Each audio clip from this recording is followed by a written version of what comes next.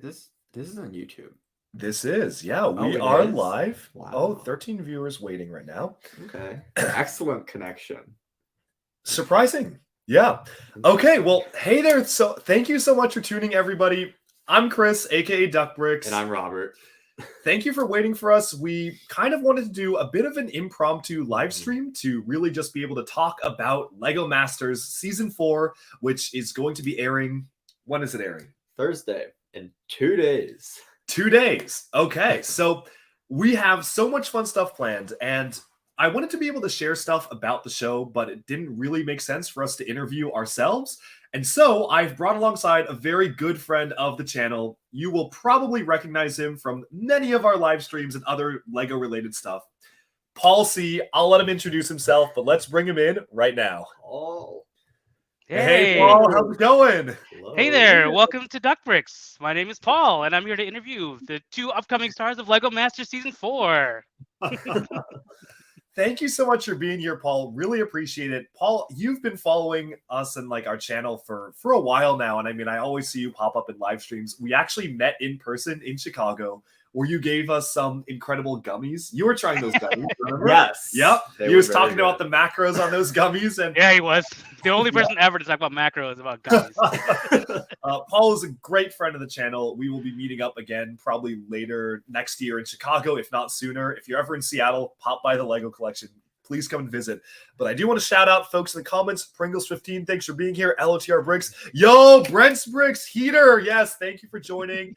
Goose, Jackwack, Ninja Master Nick. Let's see. Minifig Productions, Blink Games, Brick Guy 42, another perennial viewer.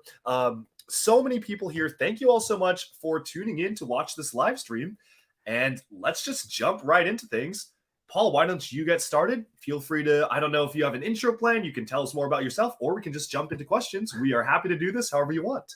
Awesome. Well, just real quick, for those who are long-term consumers of LEGO YouTube content, you might recognize me from way back in the day, the Building Up to It podcast. We did about 200 episodes on YouTube.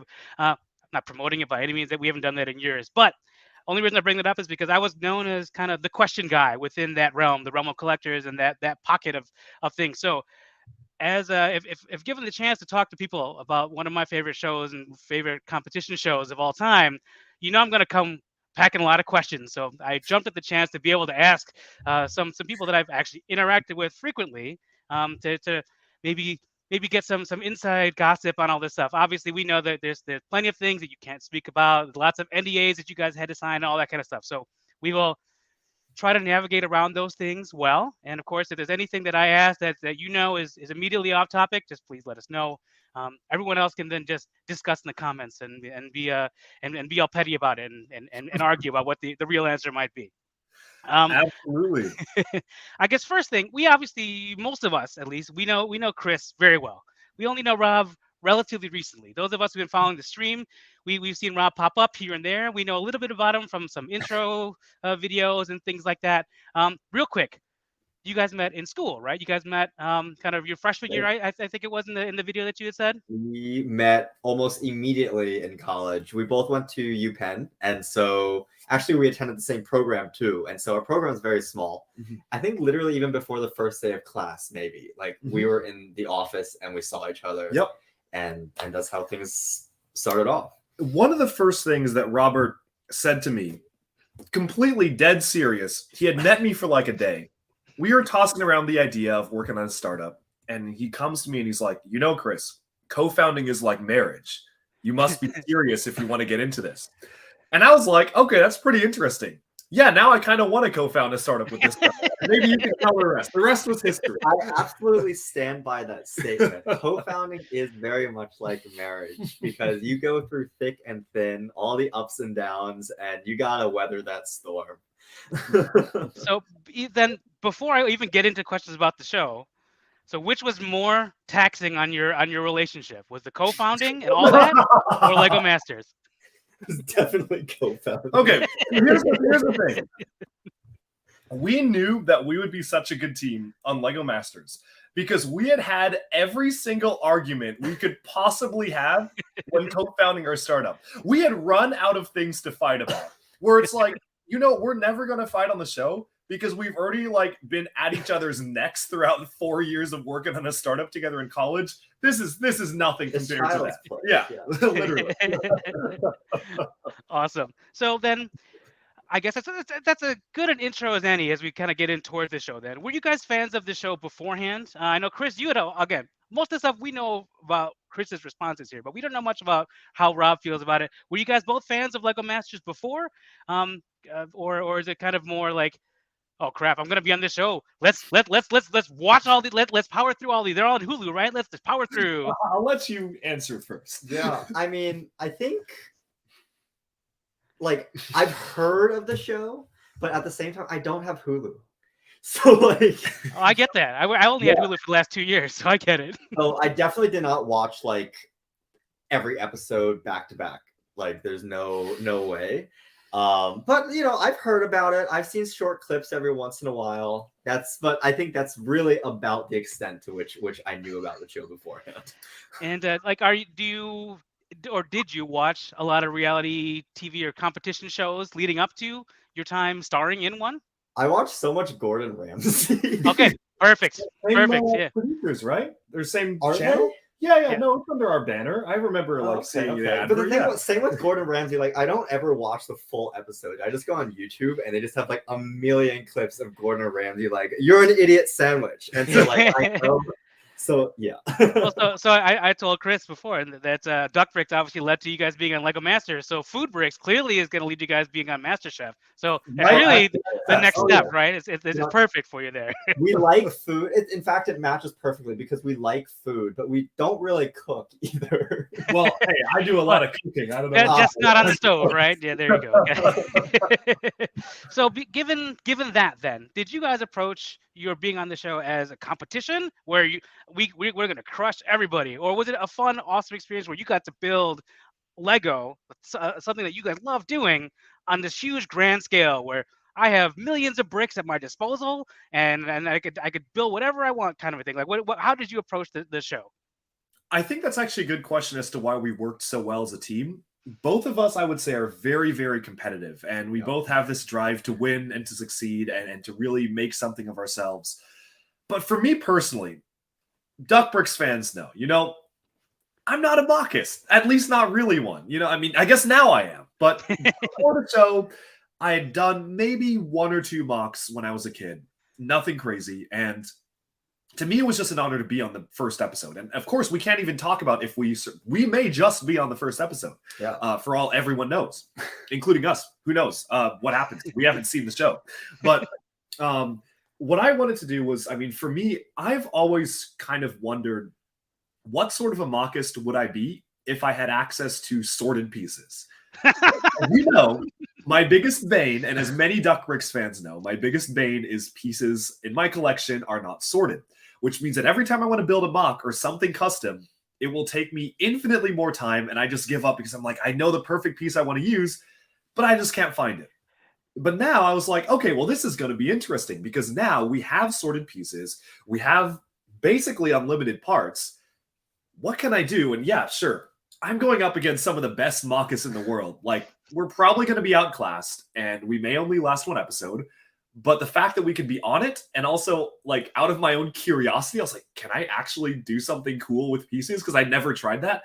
That was my big motivator, that was my big motivator. What about you? So I think it's pretty similar. So super competitive person. As Chris said, I think both of us are really competitive. So if we are going into a show, at the back of our minds, there's always a thought like we are in it to win it, no matter how unlikely it is.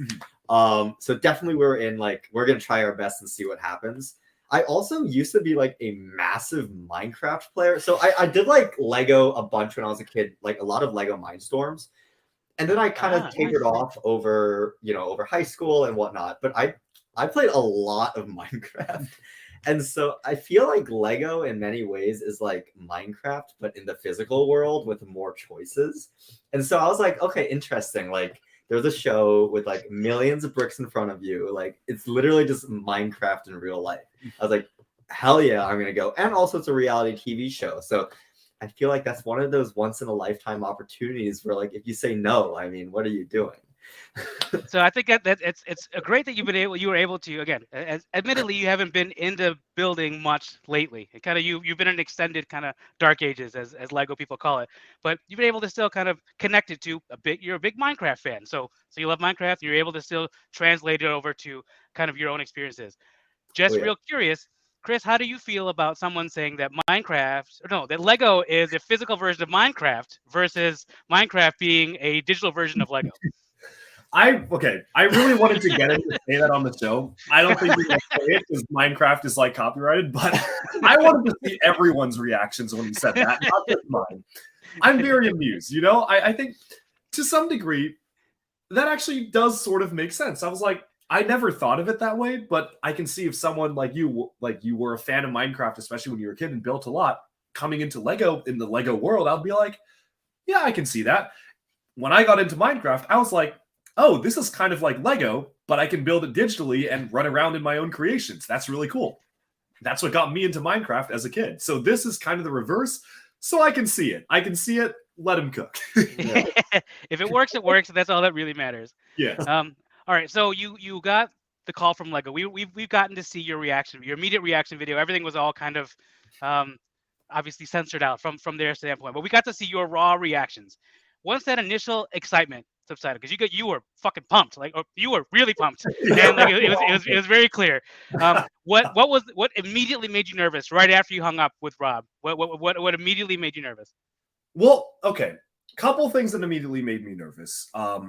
First of all, if my manager is watching at Microsoft, I know you watch Death Bricks. Thank you for the viewership. Really appreciate it. My most immediate thought was, oh no, how on earth am I going to take off work for this crazy amount of time to be able to just do this show? And this is coming from someone who has traveled the world like 1,000 times in the last year well, already. Okay, yes, but PTO, so much PTO. The difference was that this time it would be a very long. It would be a potentially very long period. I don't think we can get into the specifics of when exactly this was or how long the period was, but it's probably common knowledge. It may have been a very long period, especially if you were to last to the end, which I didn't expect. But I had to, of course, submit my leave of absence just in case it was the full length of time. Mm-hmm. And getting that massive length of time approved was quite difficult. I had to go nearly all the way to the top. I went up like many levels, and very thankfully they were able to support me. And I am actually very grateful to Microsoft and to my manager and my manager's manager and everyone and my whole team for basically kind of picking up my slack while I disappeared to go film a Lego TV show. Yeah. They could have said no, and they didn't. And I'm very grateful for that. But that was my number one concern. Number two was maybe these were like both number one. But first and foremost in my mind, I was like, oh my God, I don't build mocks. Like I think theoretically, I think I could. I also theoretically think I could do a lot of things and then later find that I can't. So I was like, okay, well, I think I can do it. When I was auditioning, I was like, yeah, like if I have unlimited pieces, I got this. Like I'm a pro. But once the reality started sitting in, I was like, oh my God, I don't know if I can do this. Like I've never tried this. So that was a worry. And it was also, wow, we need to train together and we need to train Robert. And those are the two big things in my mind. I think there's a little bit of that in the reaction video where I was like, Robert, you need to come here and train like now. But yeah, that was what was going through my head. Oh, shoot. That's well, while you are picking that up, Rob, I know that you had immediate concerns being that you had finals, right, or something like it was your senior year of school. You couldn't just like up and leave, right? So what was that? Was that a concern for you? Yeah, for sure. So I also like how Chris was like, "You saw me my senior year. It's fine. You'll be fine." That's what I said. Yeah. Clearly, no regard for your future employment and your graduation status. No.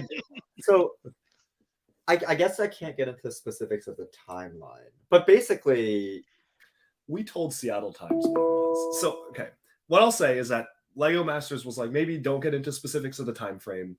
The reporter, when we were interviewed by Seattle Times, was like, when did you do it? And we were like, we can't say. And the guy was like, really? And then our Lego Masters contact on the call was like, yeah, you can probably say it. Oh, really? Those of us that pay attention could figure it out. We figured it out. Yeah. At least I did.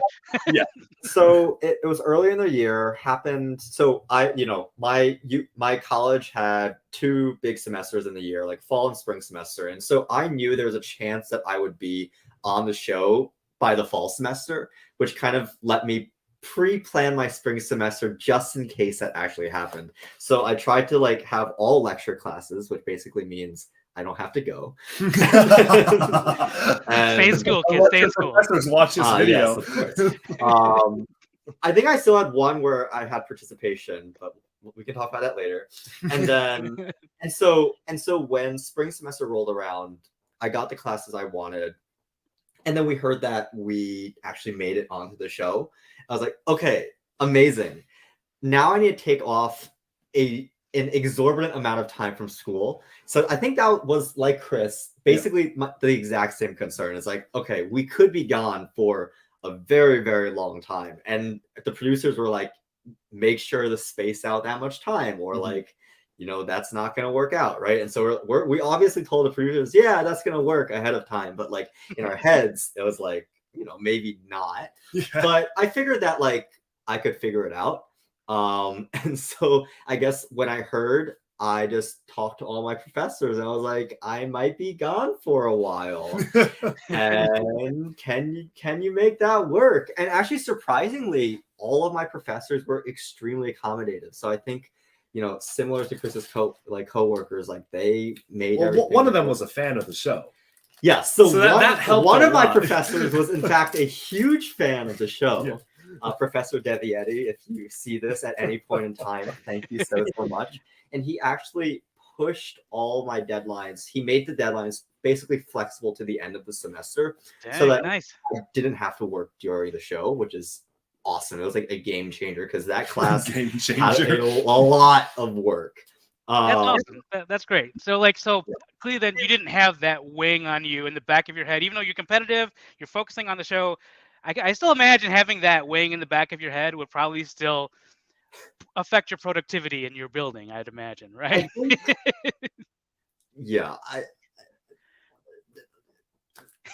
Definitely, I'm trying to phrase things so it doesn't say anything, but definitely a consideration. Like even in week 1, just thinking about it, like, oh crap, like there's actually a chance that I have to stay here for the long run. And then I'm gonna have 3 weeks left of school and be screwed. I can kind of understand and relate to that. I've got a couple of post-grad degrees, and going through that process, I was working full time and all that kind of stuff, and it wasn't so much like the workload is hard, definitely, but the thing that was the worst was the guilt you get by just sitting on your couch for another hour. Let me finish this show and then I'll start working. You have that guilt backing up. So I imagine you take your senior year and you take Lego Masters, the pressure cooker that is Lego Masters and all that kind of stuff involved. Like I can only imagine how much that sucks. But congratulations, you made it through it, regardless of how you guys did. We obviously won't know until we get past the airing of the show. But what an accomplishment. And like you mentioned, like I can't imagine any scenario where. No, I shouldn't say that. It must be really hard to be able to say, you know what, I got this opportunity, I can't do it. Like that's got to be really hard, especially if you can make it work, even if it's hard to make it work, but you can. Like if you can make it like that. This is an experience that like. How many people can say that they've done this now so far? Like 35 people, 36 people? Like that's it in the US at least. Like that's crazy. Like so like. What an opportunity. That's awesome. And if anything, that'll look great on your CV. And like that to have that on there too. So very cool. Like you Chris, you mentioned obviously many times that you're not a mockist. Rob hasn't built since he was a child, other than he loves Minecraft and all that. Do you think was that an advantage that you guys had over the other teams, or was that a disadvantage? Because clearly Chris has built nearly every set for the last 15 years. So you've actually got experience from actual Lego designers putting things in and building things that theoretically you might be called on to do on the show. Was that an advantage for you guys to have, or was that, oh my gosh, I don't know what I'm doing, I don't know how to build a mock? Like what was the mindset going in with that? That is a great question. Before I get into that, first of all, I do want to quickly say something. Shout out to JollyTime24 in the chat. We met a few days ago, and I just want to say publicly, thank you so much. We met at Scarebeck Fan Weekend here in Denmark, and you gave me some vintage Lego sets from the 1950s, 60s just for free. Like, you just gave them to me, as well as a ton of Danish snacks and a lot of other vintage Those snacks discontinued were stuff. tasty. So JollyTime24, seriously, thank you so much. I want to send you something. Let's talk. I want to send you a Bionicle. But anyways, going back to the question, I think that for me, going into the show at least, what was forefront in my mind was that, okay, even if I haven't built a ton of mocks, at the very least, I've built a pretty decent amount of Lego sets. And I feel like I have a pretty photographic memory of like a Lego set that once built, I can quickly and very like easily replicate or even build off of techniques that I've learned in sets. There are certain techniques that just really stick with me. Do I have the set with? I do. Oh, that's perfect. This has nothing to do with the show, just a cool technique. Like, for instance, a technique that really, yeah. Oh yeah. A technique that really stuck with me is, for instance, making knees for mechs.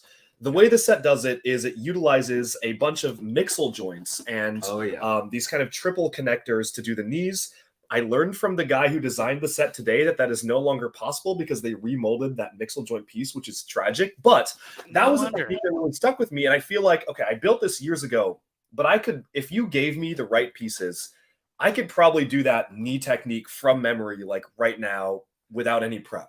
So I felt like it was stuff like that where I was like, okay, there's things that I remember from Lego sets, and I don't even know if I can even use these on the show whatsoever. But there are so many techniques in the backlog that maybe they might come in handy. And that was at least my hope going in. Yeah, I think we were obviously, we did not know at all whether or not we would make it past the first episode. We don't expect it. We didn't expect it, right? Like, no idea. But I do think that like building mocks and then building mocks on Lego Masters are very, very different things that use very, very different skill sets. And so like, when you think about building Lego mocks, usually it's like extremely detailed builds, tons and tons of technique, and lots of time, right? And that's really what mocking is all about. And like what constitutes a good mock, right? Like a lot of it is like accuracy to detail and like interesting parts usage and like technique. But on Lego Masters, like they judge you on different, like one of the big things that's different is they judge you on size, right? They want something that looks good on TV. And like that's a very different skill, building for scale, compared to like usual mocking, which is like building usually pretty small, very detailed things. They care about storytelling also. And they, so I think, size, storytelling, colors, lots of big skills that are very important on the show, less important as a mockist. And I actually think that we came into the show with a lot of those skills already. Like, obviously, I think Chris already, as he said, he has like a huge encyclopedia of Lego techniques in his head already, just from building thousands of sets. I think that helped us. Like, we would not, like, it definitely, helps. But I also think that, like, in terms of like time management, like both of us are product managers, so that also helps because like our day job is literally like figuring out how to fit building a feature and cramming it inside a certain timeline. So it's literally the same thing. And like, colors and storytelling, I think storytelling, that helps a lot. Since we co-founded a startup together, we were pitching things all the time. So I think we came in with a lot of actually the skills needed to succeed on the show, even though those weren't necessarily skills that like a traditional mockist might have. So we came in with a fresh slate with a bunch of interesting talents. Yeah. And that's all we can say. That's what we came in with. And actually, I think I love to hear that, because like it's, in this case, you come at it with a project management mindset, as opposed to I love building Lego mindset. And that has been frequently the downfall of many other great teams that are on the show, is time management.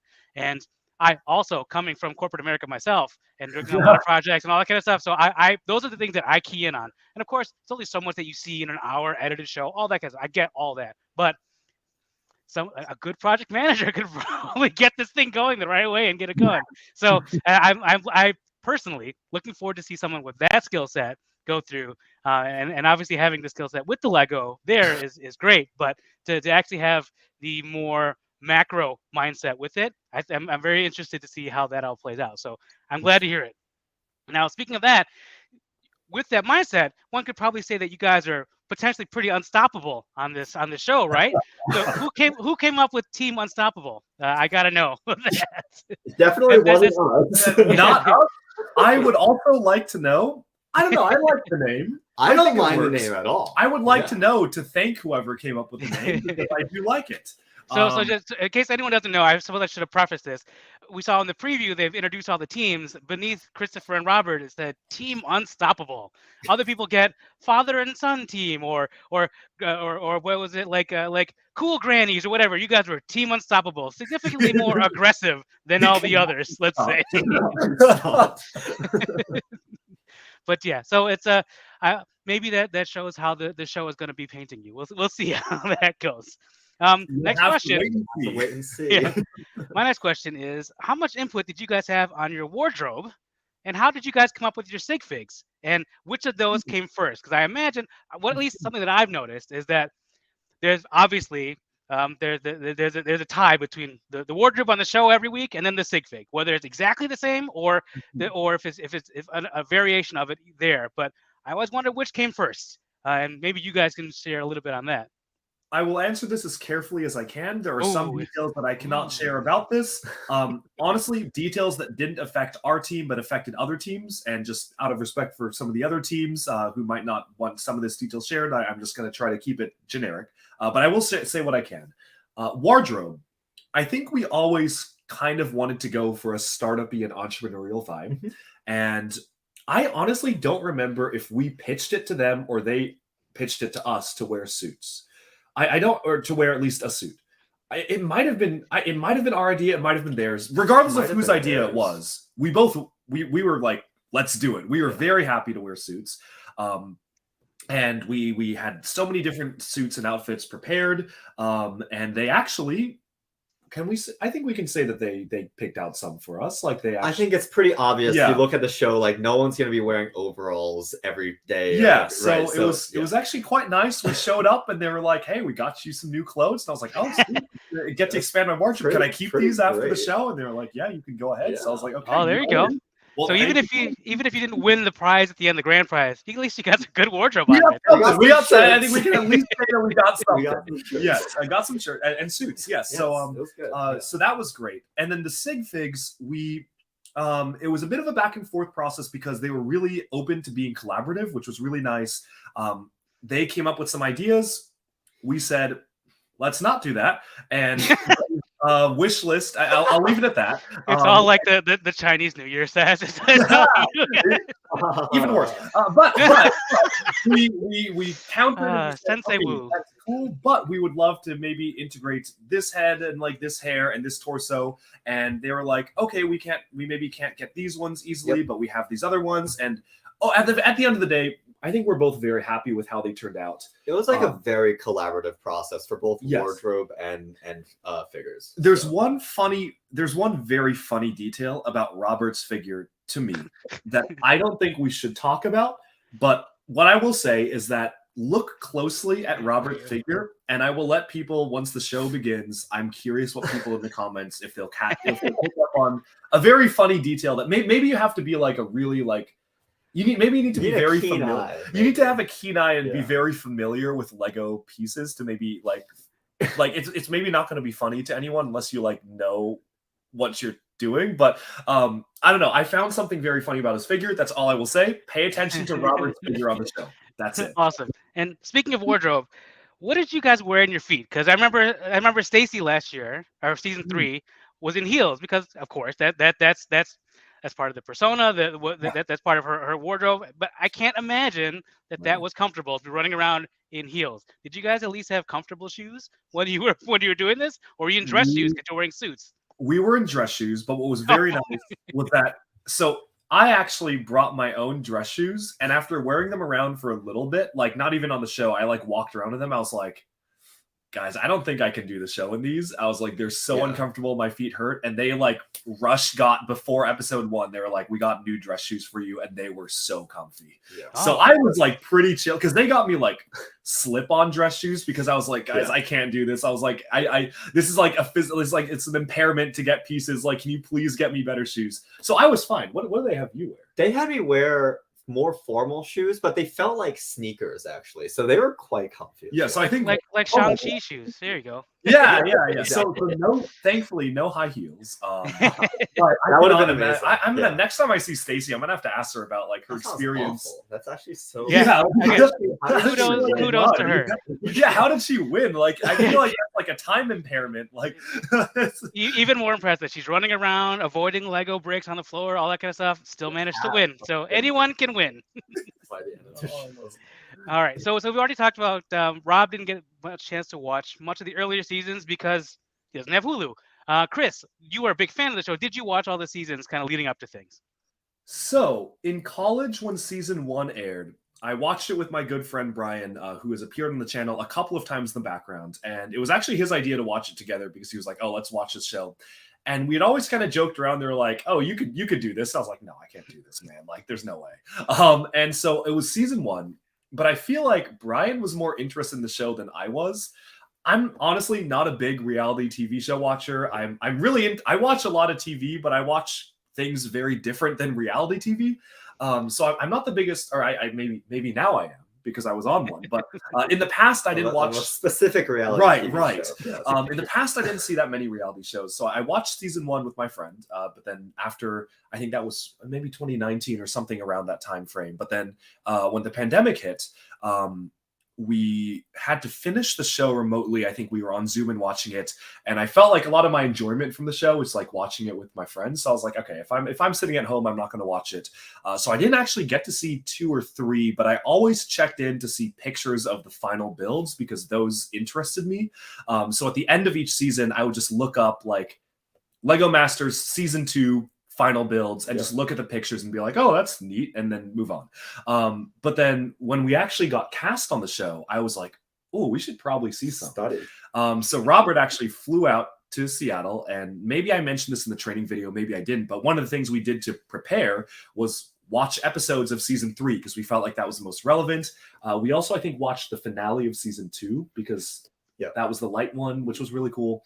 Maybe I don't even think we saw a lot of season 2. It was probably just the finale of season 2 and then a lot of season 3, maybe all of season 3. I think really what we were watching, it's all training, right? We're super competitive. So we're like, all right, like we got to figure out what these judges judge these mocks by. And so we tried to binge watch as much as we can that we can find. So was there any sort of that level of strategy going in? Did you research what sets Brickmaster Amy or Brickmaster Jamie had built to kind of butter them up a little, or did you in the past seasons, had you watched them all, you see there've been kind of more and more focus on things more than just systems. So the first season was very system heavy, and then season 2 got a little bit like that showed kind of the benefits of Technic and how good Technic can be for stability and strength. And then season 3 a lot more with kind of mindstorms and motor functions and things like that. So there's been kind of an evolution as to look at how much Lego can actually do. Did you kind of go into it with any strategy like, okay, if they're focusing on these, we got to learn how to use these, or what else might they want to do in the next season if this is what they've covered so far? What's the next logical step of things that they'll focus on or anything like that? We definitely tried to do a lot of not demand forecast predictions, just forecasting in general of predictions of what might be the challenges, and it was really fun. Just what we definitely did was we went back and looked at a list of all of the challenges for all the previous seasons and read through them. Actually, kind of in line with the question from the chat from Garrison, says, what was your favorite Lego Masters challenge of all time? And that was definitely something that that's kind of how we decided what episodes to watch to prep, because we were like, oh, a car one, that sounds interesting. Let's see that. Or there was the mini golf one, and we were like, oh, that sounds pretty cool. There's also the bridge one. The bridge, yes. The one that was cool. Never collapsed. Yeah. So there was really cool stuff to see there. But I think that one of the things that, going back to your question, we really were trying to prep for was, can we actually get good at using Technic quickly and reliably with functions? Can we maybe practice with motorization if I had any motors on me? And we also kind of tried to approach our own training in a sense that was, what are some easily replicatable things that we can practice and hone down, and just ubiquitous things that we might need on the show? And so again, not talking about anything spoilers of what we did on the show, but before the show, we were like, let's practice making spheres. Yep. Lego employees, or Lego set designers, when they apply to Lego, at least one of the early audition questions was, please build a sphere. I don't think they ask it anymore because people now know that and can just memorize it like we did. But you sat down and memorized the math for how Lego Lowell spheres work. I'm so excited to see what you do on the show, Rob. This is like a totally opposite side of what most of the contestants do. I'm so excited to see what you can do. Oh yeah, just you wait. Well, you have to wait and see is the line. But yeah, I was like, so we were practicing building spheres, and I was like, dude, I can't do this. I'm trying to eyeball it. And I look over, and he's not touched a single brick. And this is during practice. And he's got his notebook out, and he's writing a series of numbers. And I'm like, what is he doing? And he's like, let me cook. I'm like, all right, I'll let you cook. 10 minutes later, he generates a perfect sphere, and he's like, all right, how big do you need it? We can go this big. We can go this small. What do you need? And I was like, done. Okay. Yeah. Well, you got that. And if we ever need to build a round object on the show, please do that. And I will sit back and watch, because I was not about to memorize a series of numbers that I didn't understand. See, that's a great lead up to another question I had was, did you kind of go in? So something that happens a lot on shows like Iron Chef, let's say, like you don't know what all the challenges are going to be. Obviously, you don't know what your protein is going to be, but you go in, all the chefs, all of the competitors, not the Iron Chefs, but the competitors always have, okay, if it's this, I'm going to build this, or I'm going to make this. If it's this protein, I'm going to make this, or regardless of what the protein is, I'm going to make one of these. That's my specialty. I can make that with pork, with chicken, with beef, whatever. Did you guys go in having okay, I don't know what the challenges are going to be, but I have these locked and loaded that I know I've got, that if anything, this will allow me to get this done, and then I can focus on other parts of my build later, but at least I know I've got this ready. I know there were some contestants that did that, but at least I definitely did. I don't think you did either. There wasn't anything super formulaic. No, there were things that I wanted to sneak in, but I can't talk about whether or not I was successful. I could probably talk about what I wanted to include. I cannot talk about whether or not I was able to. But those were. We only see like 45 minutes of an 8-hour build anyway. So if it was hidden in there somewhere, we might not even see it in the first place. That's right. Yeah, but it was like it's the obvious stuff that, okay, Duck Bricks is on Lego Masters. What's he gonna build? But yeah, so that was actually that question. Like, were there any hidden shout outs that you would have to your channel or to your fans? All that. Like, can we expect all your builds are gonna be Bionicle or Ninjago or whatever? Everyone's gonna be all the same thing. Like, we all know they're gonna be this or that. Probably not, I would imagine. But like maybe like if you have an explosion challenge, the planet explodes all ducks or something like that. Can't say anything about what we actually built. There were things that I wanted to include going into the show, and there were references I wanted to make that I wasn't sure that I was going to be allowed to, and also that I wasn't sure I was going to be able to fit into a challenge. And there were things that I were like, these are nice to haves that I would love to incorporate into a build. And then these are like, I want to incorporate this as soon as possible before we get eliminated so I can say that I did it.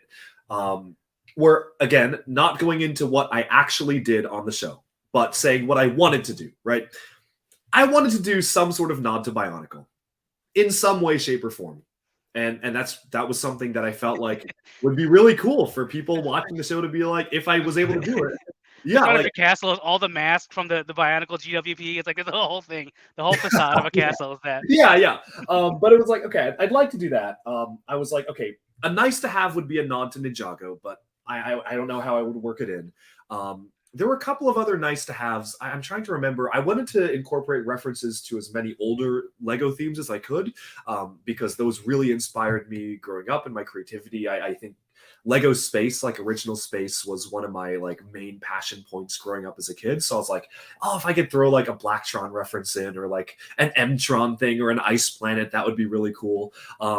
But so there were like things that I kind of wanted to include, but then I think the moment you're on the show, it's less about that and more about how are we going to survive this episode, and we just need to do what it takes to survive. And it's like, all right, if there's a very compelling argument to include an Easter egg, let's do it. But otherwise, we don't want to like screw each other because of that. But again, can't talk about what we did or did not do. But that was what I would have liked to do. Yeah, sure. And they've had castle challenges, and then they've had pirate challenges and all that kind of stuff. And clearly, you talked about how you enjoy space, and they've had some space adjacent challenges over the season. So maybe we'll get to see you guys. Maybe if we're lucky, we'll get to see a spaceship challenge or whatever, and we get to see you guys cook on something like that. So very cool.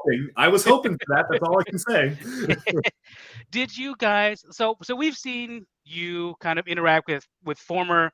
Well, actually, I'll step back. We've seen Chris do lots of promotional stuff for Lego Masters. Rob, unfortunately, has not been there because we assume because you're remote. But also, even when you were in Chicago, Chris, you were at a couple events where you were able to build with Cool Guy Dom. You got some pictures with Stacy from and with with multiple people from past seasons. Were you friends with any of them before, or did you guys just kind of get lumped into now? You're in the Lego Masters group chat, like yeah. So I honestly feel like I met most of my friends in the Lego community this year, and specifically at Chicago. So it was actually funny. So we're actually, side note, we're in Denmark right now for Lego Fan Media Days, where all the Lego YouTubers and everyone come out and do media show days. off. I was talking to somebody who worked at Lego today, and I had mentioned to him offhand, I was like, yeah, I started Duckbricks late 2020. And he was shocked. He was like, I feel like you've been around forever. And I was like, no, I started like 3 years ago, not even 3 years ago. No, it's just your content that goes on forever and ever. That's all. Yeah, the volume of content, I guess. Every day at noon, PST. But no, so I think that honestly, I didn't have a huge online presence before starting Duckbricks, and obviously that was during the pandemic. And once the pandemic eased up, I had never really gone publicly to Lego conventions before, other than BrickCon, but as a guest. So that's a little bit different. So I wasn't really sure what to expect by going as an actual attendee. But the only reason why I feel like I was actually able to meet so many Lego people, I do owe this to Cool Guy Dom, is because I was asked to go to a Lego New York 2K Drive event. And during that event, I met Nick and Stacy. Well, yeah, I met both of them. I met Nick and Stacy. I met Dom, and I met a lot of other people in the Lego sphere. And Dom specifically sat me down and is like, "Man, you must go to Brick World Chicago. That's where it's at. That's where everybody's going to be." And I was like, I don't know. Like, I don't really know if I want to, like, what will I do for that many days? And like, I've never done it before, so I don't really know anyone. And he was like, no, it doesn't matter. You know me. I'll show you around. And he really did. I mean, and I feel like I'm very thankful that he was able to convince me to do that, because then I met so many people, amazing people in the community. I convinced Sarah, Just Too Good, to come. So she was able to make it out there for Brick World Chicago. So it was really cool for us to meet, because I've been watching Sarah's videos since I was like really small, like probably 13 years old as a kid. So wild to me. You're so young. Yeah. But yeah, I mean, that's how I met most people. So no, I did not know anyone before being on the show. Are you on a group chat now? Like, did you guys like all like talk, or did you just talk like when you're on the circuit together doing promotions and stuff like that? I think like everyone, whether or not like there's a popping group chat. There's a popping group chat. I get like hundreds of notifications per day. It's like insane. But yeah, I feel like once you're on the show, regardless of how far you make it, you're immediately part of that family. Mm-hmm. Just, you know, I think it's amazing, and it is perhaps it's not too active, but it sets my phone off quite a bit. That's real cool. And if I get to do one of these kind of as a post-show debrief, I have some questions there as well to follow up on some of these things. But yeah. Speaking of Cool Guy Dom, did you ever talk to him about how, like, I've seen him at least in some of his content outside of Lego Masters. Seems like a real nice dude. And at least in your video when you were building with him at the event in Brick World, his portrayal on the show made him come off as this really young, cocky, like kid. How did he feel about his portrayal on the show? That might be more of a question for him to answer, because I don't want to put words in his mouth. I think that. Well, then let's just go. Then we'll deviate slightly. How do you hope that you are portrayed on the show? Okay. Obviously, we haven't seen it, obviously, but how do you hope that you guys are portrayed? And again, guys are Asian parents, all that kind of stuff, right? Like that you got to always make sure that you are putting a good face on your culture and your Oh, yeah. family. Like it's all that baked in immediately in there. How do you hope that you're portrayed on the show? So what I will say first about Cool Guy Dom is he's a really cool guy. We get along really well, and he is the nicest guy ever. He is so inclusive, and if you want an introduction to somebody, he knows them and he will make that introduction happen. And he will make sure that like you're not alone. I mean, for me, especially at the convention, I showed up and didn't know anyone, and he's like, "Come on, let me introduce you to everybody," and like had me go around. And he's the nicest guy. And I found his portrayal on the show very funny because Agreed. I think Agreed. to me, Absolutely. I found that entertaining because I felt like he was almost playing a Yeah. version of himself. And I was like very entertained by that. Maybe some of the humor didn't get across, and maybe some people might have interpreted it the wrong way. But I thought it was very funny. And regardless of what happened, he walked away with 90,000 Lego bricks, which I don't know. I don't know the specifics of what he did. I sort of know. I don't know if he wants me to share the specifics of what he did. But if that was me, all I'm saying, 90,000 gray 48 by 48 base plates, tally up the retail price. Heck, sell them half off. That's more than the prize money right there. Yeah, that's that's all I'm saying. All I'm saying. Oh, yeah. So keep an eye out for the next Duck Bricks whatnot, and see if he's got base plates that he's auctioning off, and then we'll know if you won or not. Well, I'll let you start about how you wanted us to be portrayed in the show, and then I can maybe continue from there. Honestly, I don't think I came in with any expectation of how I would be portrayed on the show. I think we just like feel it out and see what happens. But I don't know if I can say that much actually, because I guess how I'm currently hoping I'm portrayed on the show is very much dependent on what we do in the show. Yeah, let's leave it at that. Well, what I will say is that to me, I saw the show as a bit of an opportunity to have a bit of fun and to maybe show a bit more of my personality. I feel like for the most part, unless you're watching one of the crazy unhinged ones, most of my videos on Duck Bricks are pretty like, I won't say dry, but I play it pretty straight, right? Like if I'm doing a review, I'm like, hey, this is so-and-so set. I'm going to do a review. Here's what I think. That's it. And Like there are Morbin right. Yeah. And there are very few videos that I feel like I get to show my true personality, or at least have fun with playing a personality. Maybe like, okay, for an April Fool's video, I'll go wild and like do a Morbius video, or like for the recent like Bionicle, making my friend watch the 9-hour Bionicle video. I'll put on a personality for that, and I'll just have fun with it. But I don't really get to do that often on Duck Bricks. But I felt like, okay, Lego Masters is an opportunity for me to just have fun, and that's all I will say. It's just like play a fun character, maybe a version of myself that I would just have fun playing, and that's what I'll say from there.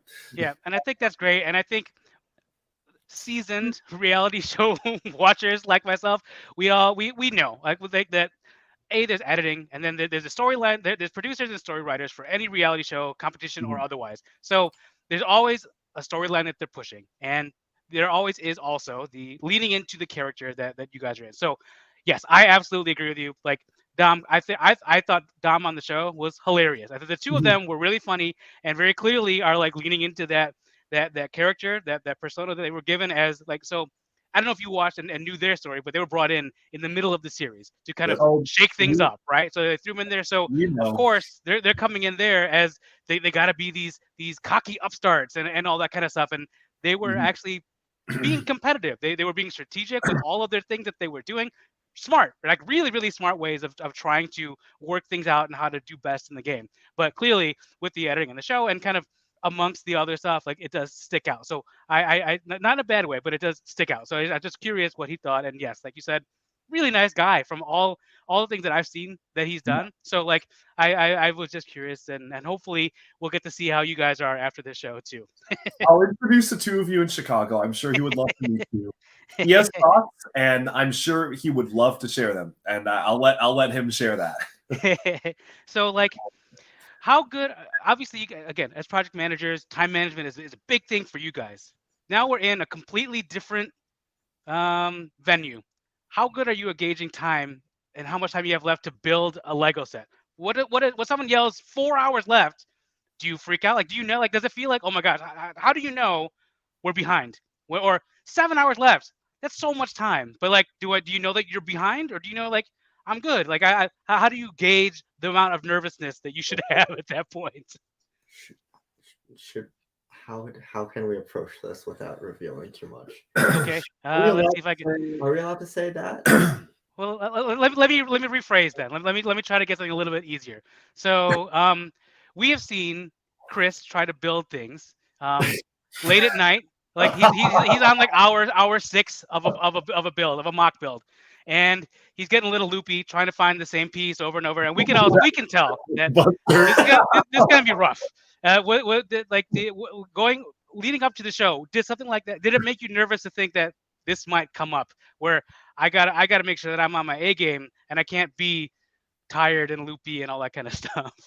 I think what I will say is that as PMs, as program managers, our goal was to have some sort of a strategy going into for however many episodes we may or may not last. We wanted to have a strategy. Yep. The details of that strategy, I'm sure we can talk about as soon as at least one episode airs. Yep. Because I think I just don't want to get in It's trouble. quite consistent. It's a very consistent thing, and I think maybe we can do this podcast like next week or something, or in a few days again, and then we can talk about it at length there. But yeah, we definitely wanted to apply some of our learnings as PMs to what we did. But there was the fear. I mean, there very much was the fear of. I always underestimate, as you know, as many know, I underestimate the time it takes me to do many things, but particularly Lego building.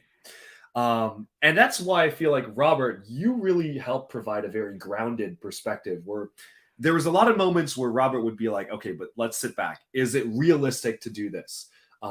Even throughout episode 1, there's so many ideas, and he's like, okay, but can we actually do that? And I feel like Robert, out of the two of us, is a lot more pragmatic and practical. At least I think that's probably true, or at least you make sure that I don't go too crazy.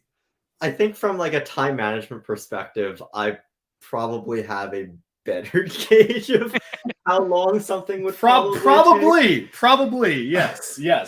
So we've seen on many a stream where Chris has got an hour before he's got to go meet someone for dinner. And he's like, oh no, I can go through. I can finish this book, or I can finish these 2 parts of this build. I got 8 minutes left. Yeah, 20 pages left. I got this. No problem. Easy. The chat is constantly like, dude, you gotta get ready. So end it there. Make sure you drink water, hydrate, all these things just to make sure. And because it always comes down to the minute. So it's something we will look forward to. that level of drama at the end of at least one episode, if not more, depending on how far you guys get. But we will look forward to at least that.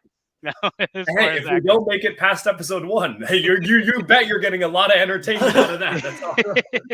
So either way, there's entertainment to be had. I think both of us are pretty level-headed people, I think. But when you're under the clock, it definitely gets to you a bit. But I think this is good because, I think generally I try to time things out to say okay, how long is this actually going to take? But then we got to balance that out with loads and loads of ambition, right? And I'm not saying I don't have ambition, but I do think that Chris has this huge creative kind of mind from building so many sets. He has so many different ideas of what we could do. So I guess it's what we could potentially do and what we can practically do, and kind of meeting that in the middle. Sure, it's the traditional the dreamer and the doer, and kind of how you guys meld that together in order to be a successful team. So yeah, that's theoretically at least that's what you want when it comes to these kind of things. Otherwise, you either come down to lofty goals and unfinished projects and products, or you get the analysis paralysis, where all you do is just plan, and then nothing happens, and then you don't finish because of that. So theoretically, again, you guys have a good combination of skills that could potentially lead to success on a show like this. So again, we look forward to that and seeing how that all plays out. Us too. Yeah. A really good interviewer. Oh my goodness. I feel like we should host all our pod. I don't know. Now let me cook now. Right? Better job at hosting than we are. Don't worry, I'll make you guys look real good, so it's fine. Now we talk about. I think Rob, you. I don't know if this is true, but it seems like you are the most remote team member or staff member of Team Duck Bricks, because just due to the fact that we've seen a lot more of the other new team members show up on live streams and videos and all that kind of stuff. So being that you were so far away, was there any jealousy after your audition process that you were the one that got chosen to be on Lego Masters versus someone who Chris has admittedly has friends who build who've built more recently, are more into Lego and are even local and don't have to travel across the country to try and train? Like, was there any jealousy amongst you and the other team members? I personally wasn't involved in maybe as you said, he's 1,000 miles away. You wouldn't know. Well, here's the thing. I have a lot of friends, and I love my friends, and they're all great. But when I was trying to figure out who I would bring onto the show, I think there was always only one option, and the question always boiled down to, okay, Lego experience aside, which of my friends is crazy enough to just have me propose potentially leaving for a great period of time to film a reality TV show on subject matter that he may or may not know anything about, and to compete in this competition and just drop everything to do it. And the only person that came to mind that would be like, yeah, that sounds cool, I'll do it, was Robert. Robert, here's what I like about Robert. Robert is always down to clown. There you go. Yeah, he is down to do anything. Yes. We were like, even in college, there was one time I was like, dude, let's just go to Florida, hit up Disney for a weekend and come back. And he was like, he thought about it for like 2 seconds and he was like, yeah, that sounds fun. Let's do it. And the next weekend we were gone. So I felt like, okay, out of all my friends, wallet, but the next weekend your wallet was gone too. But yeah, out of all my friends, I felt like, okay, Robert's most likely to say yes. And yes, I did reach out to a couple of my other friends and they were interested. And the really funny thing is that after the show is finished, the friends that I had asked to do it with me, they've since come to me and been like, oh my God, after hearing your story, like, we would not have been able to do that. I'm glad you said no. And I was like, yeah, I'm not saying that I expected that, but no, like that was what I thought. And that's why I really pushed for Robert to be the teammate. And that was how it was. That's awesome. And then you had mentioned that since you did your startup together, that you've been through thick and thin, basically. And one of my follow-ups was there fear that you guys would not be friends after the show? Because again, we've talked about the craziness of the pressure cooker of a reality competition show, but clearly you guys are still friends. You've traveled to international borders here, except for the alligator eating you up there. So glad to see that you guys still have your chemistry. You guys are still friends, and that's good. Oh yeah, I mean, I think that it was actually a benefit that we had gone through so much turmoil and churn, I guess, when making our startup before. And because I think we've both matured as people since we were working on the startup together. And I feel like, I mean, it was kind of joking, but I am serious that I feel like a lot of the arguments and discussions we had in really tense moments, those were had during the course of the startup. And now it's like we've been through those and we know that years after we're still really good friends. You're one of my best friends. And I'm like, I mean, this isn't going to change that. So that was how I felt. Yeah. I think it's hard to compete with the pressure cooker of a startup. Yeah. For sure. Did you ever have, so you have, that is very significant experience that I would imagine none of the other competitors on the show have, is creating your own successful startup. So did you ever have that kind of relief, that sense of relief on you when you said, oh my God, this competition is crazy, it's going crazy, but you know what, man, it's just bricks. We've done real world stuff with this. We've made real things happen, and with real success, that this is just, of course we can handle this. We're just, we got this. We're good. We did all that. We can do this.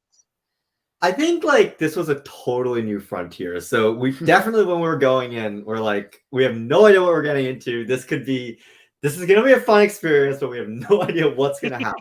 So there's definitely a lot of that, like regardless of what past experience, like going on like TV in front of cameras and just like doing something that we really haven't ever done in any serious capacity before is going to trip you up.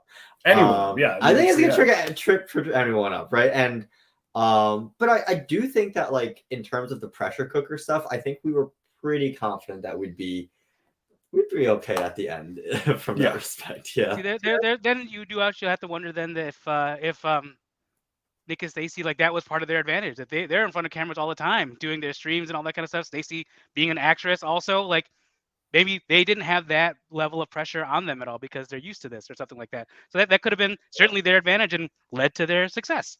Yeah. When it came to you, we've seen your training video, your training montage, which was Yes. of course awesome. Were there any notable sets that you made Rob build to kind of hone specific skills that he would have needed for this show? Oh, let me. I got this one. This one. Okay. So this crucial training. Let me provide some background.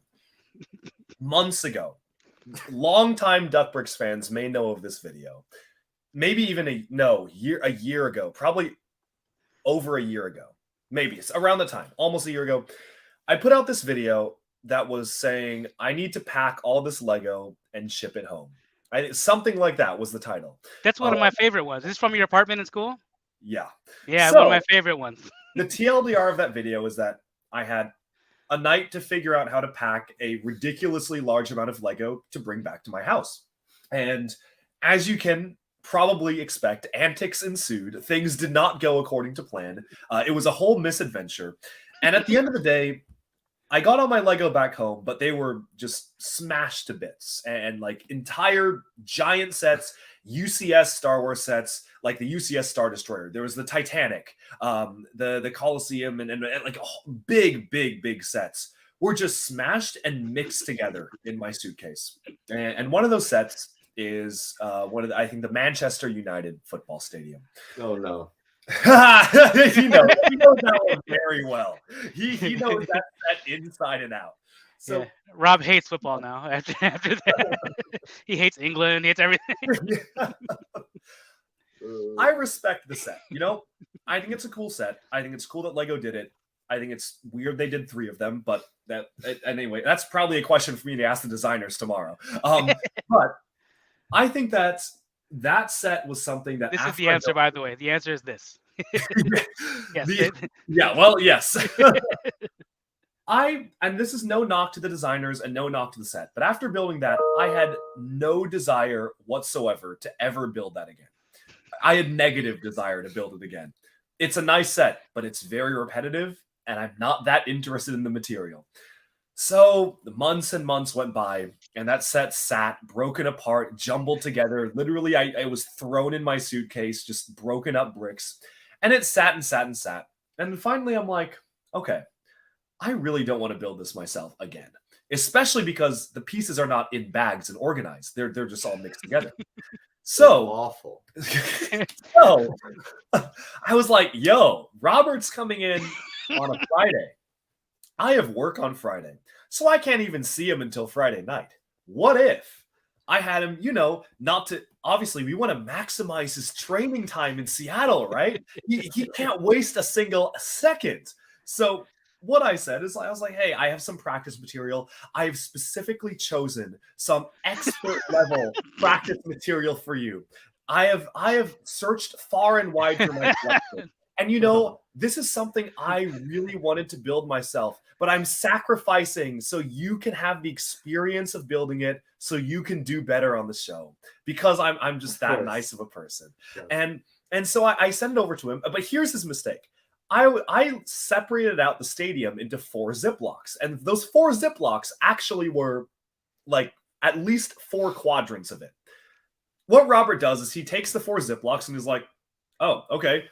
Yeah, and just dumps them all in one big pile. And so I check in, and it's like I'm working, but like 6 hours in, I check in. I'm like, "What have you done?" And he's like, "I've done this." And it's like he's done like a sliver of it. I'm like, "What are you doing?"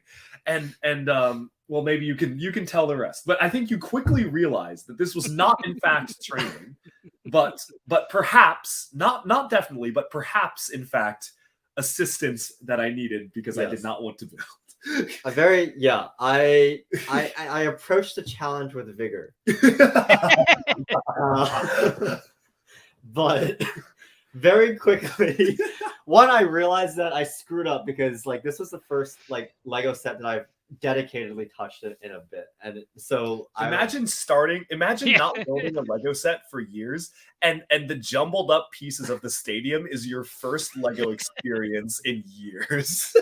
so like I couldn't even follow the instructions. So like I was just trying to figure it out. And then I think like after a couple hours, I finished like a quarter. And then I think Dude, it wasn't a quarter. Come on, don't kid yourself. I finished a quarter. I know that for sure. I finished a quarter. But I'm pretty sure I built some things somewhat wrong. Like little details here and there. And I mixed all the pieces together, so I don't think I even helped Chris. No, you made it work. Well, because what I had to do was he was set up at my friend at Jake's house. Jake, other team member of Team Buckbricks. We had to clear the Lego out of Jake's house by like that night because I was like, listen, just like, can Rob wait with you for a bit? He's just going to build some Lego, but we'll get the Lego out of your house. So we had to finish building the stadium that night. So Robert got in the morning and I'm like, okay, he has the entire day to build the stadium. No, I didn't come at noon. Oh yeah, it was like 11:30. It was like AM. There was an AM time. I was like, he's going to be fine. He's probably going to be done by the time we meet to have dinner. But no, I think I left that house at 5 a.m. because I ended up having to build the stadium with all the pieces mixed together while you built a Lego Technic set. Yes, I built a truck. I also needed to have built. So let's just say these are very similar vibes to Chris not knowing how long it takes to build and complete a Lego set. Yeah. And also similar vibes to, yeah, you saw how I was during my senior year. You'll be fine. You got this. You'll be fine. And so yes, there's some trending there. We understand. And as someone who has had to build a partially disassembled Lego set before, I know those vibes. Like I know, like, wow, you can't follow the instructions because obviously they don't go in order anymore. And you're like, okay, this chunk, oh, this chunk probably goes right here. You got to try to figure this out, and then you got to back out all the instructions again. I understand those vibes, and I do want to apologize because many times that you come into town, other guests have come into town. In the chat, I'm always throwing out there, have them sort Lego while in their off time while you're at work, or have them build some of your backlog. So subconsciously, I may have influenced some of that, and been one of the reasons why he had you build that awful set. Is that set hanging? Is it on your wall right now yet, Chris? Is that hanging already? So then yes, it worked. You guys got it finished. That's all that matters. I got it finished. I got it finished. But you were saying the thing is, like, I feel like the fact that it was in chunks made it harder to build than if it was literally, like, way harder to build than if it was. You pitched it as, oh, it's partially disassembled, so you don't even have to, like, it'll be quick. But like, like the thing is, like, the chunks weren't big. They were like 10 pieces or so.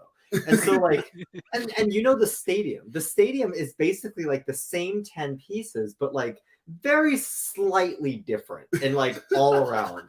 And so I would find a chunk that looked the same, but then like there were like 2 or 3 pieces off. So I had to disassemble it. Yeah, it's the wrong quadrant. It's over here. And then make the right chunk. Because it was faster than finding the actual chunk in the clump of chunks. Oh my god, it was so bad. If they had a build a stadium challenge on Lego Masters, would you have immediately crumbled because it would have given you flashbacks, or would you have found some new way to make it better? There would have definitely been some flashbacks, both for the good and for the worst. I think if they were like, hey, you got. Get your brick on, build a stadium. I would have walked right out of the room. I'm like, I forfeit. I'm done. No, what you do, you build it and then you smash it into chunks and then give it to Robert. Robert fix it. Yes, yes. That's how you apply the experience. Yes. See, I was training you.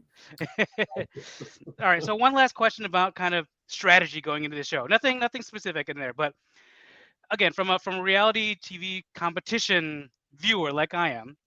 There's different ways to play it, and what usually ends up happening is, at least certainly for shows where audience votes, the contestants who show improvement over the season are always the ones that win, because you, like, if you're awesome, if you're performing at a 9 or a 10 always, then it just becomes, oh, they're great again. Or if you're at the bottom, like, then like, oh well, we don't expect anything. So there's ways to kind of do this. Did you go in with any sort of strategy like that, where we're going to try to be middle of the pack so so that we're comfortably safe each time and then get better?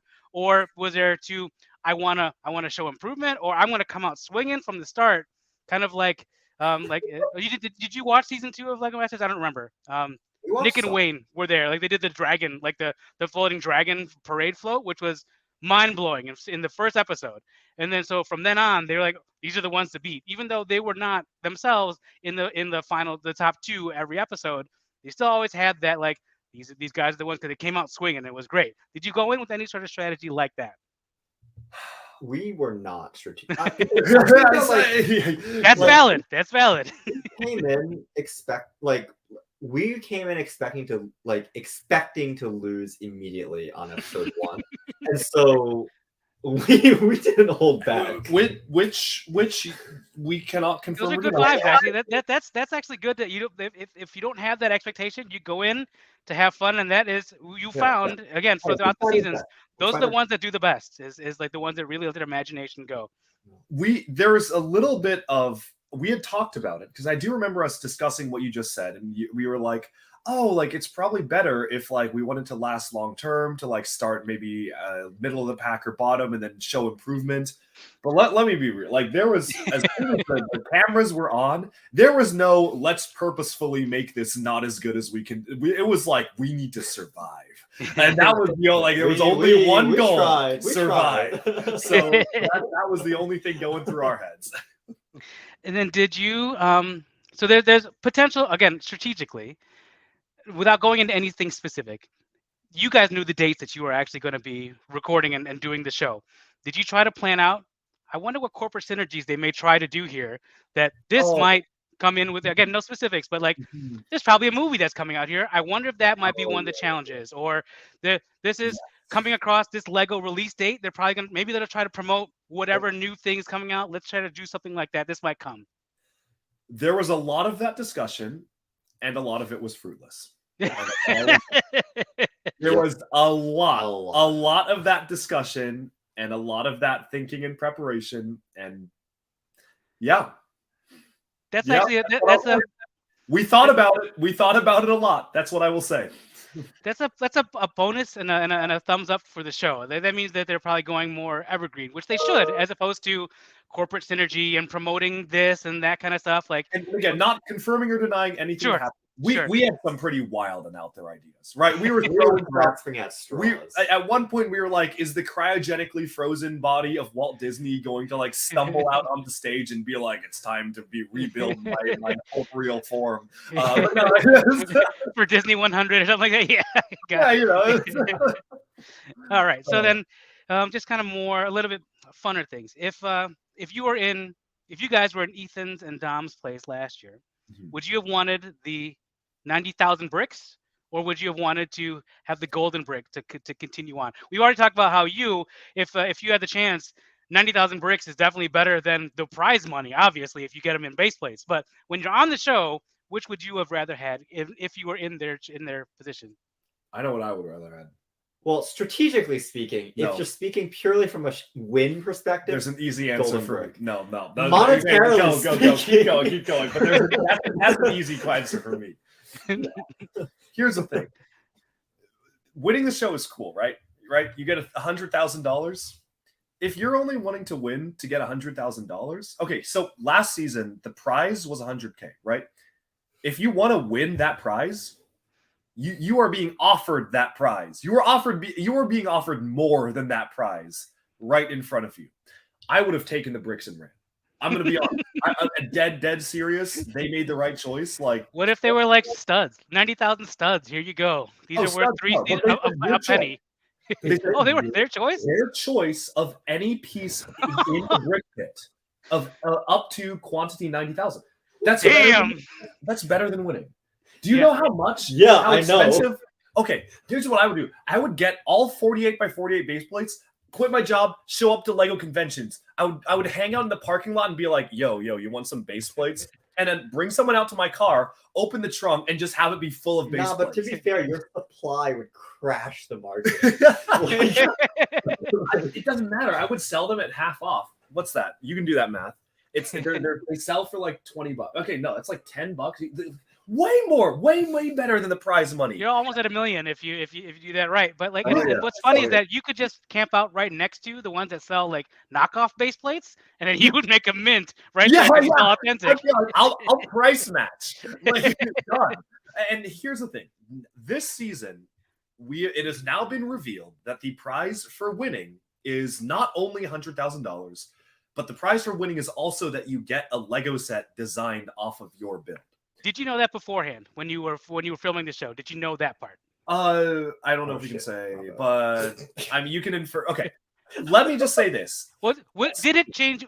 Would it or did it change your strategy, knowing that potentially it could be a build that could be turned into a set versus the truly creative, outside the box, totally crazy for Lego kind of a build, or do you then scale your builds to this could potentially be a set? I don't think we should say whether or Got not it. we knew in Yep. advance. What I Fair. will say to answer your previous question, if we were in Ethan and Dom's spot and the thing on the line was making a ton of money or getting your own set, I would have chosen getting your own set and I would have gotten the golden brick. If I had known and if I were in their position. Yep. That is the only time I would have made that decision because getting my own set is much more important to me than any amount of money. I honestly would pay any amount of money to have any input into a Lego set. Like that is like a dream. So if that was told to us and on the table and I was in their position, yeah, golden brick. Yeah. Otherwise, yeah, give me my money. All right. I'm cashing out. Like well, see, that's interesting, and it's actually really nice to see that kind of a mindset for someone, again, on a Lego competition show. Like already by being on the show, and as you've already started to experience here, you already become Lego AFOL kind of royalty status. Now, I don't want to say royalty because that is pretentious, but like you become like people, they want you for events.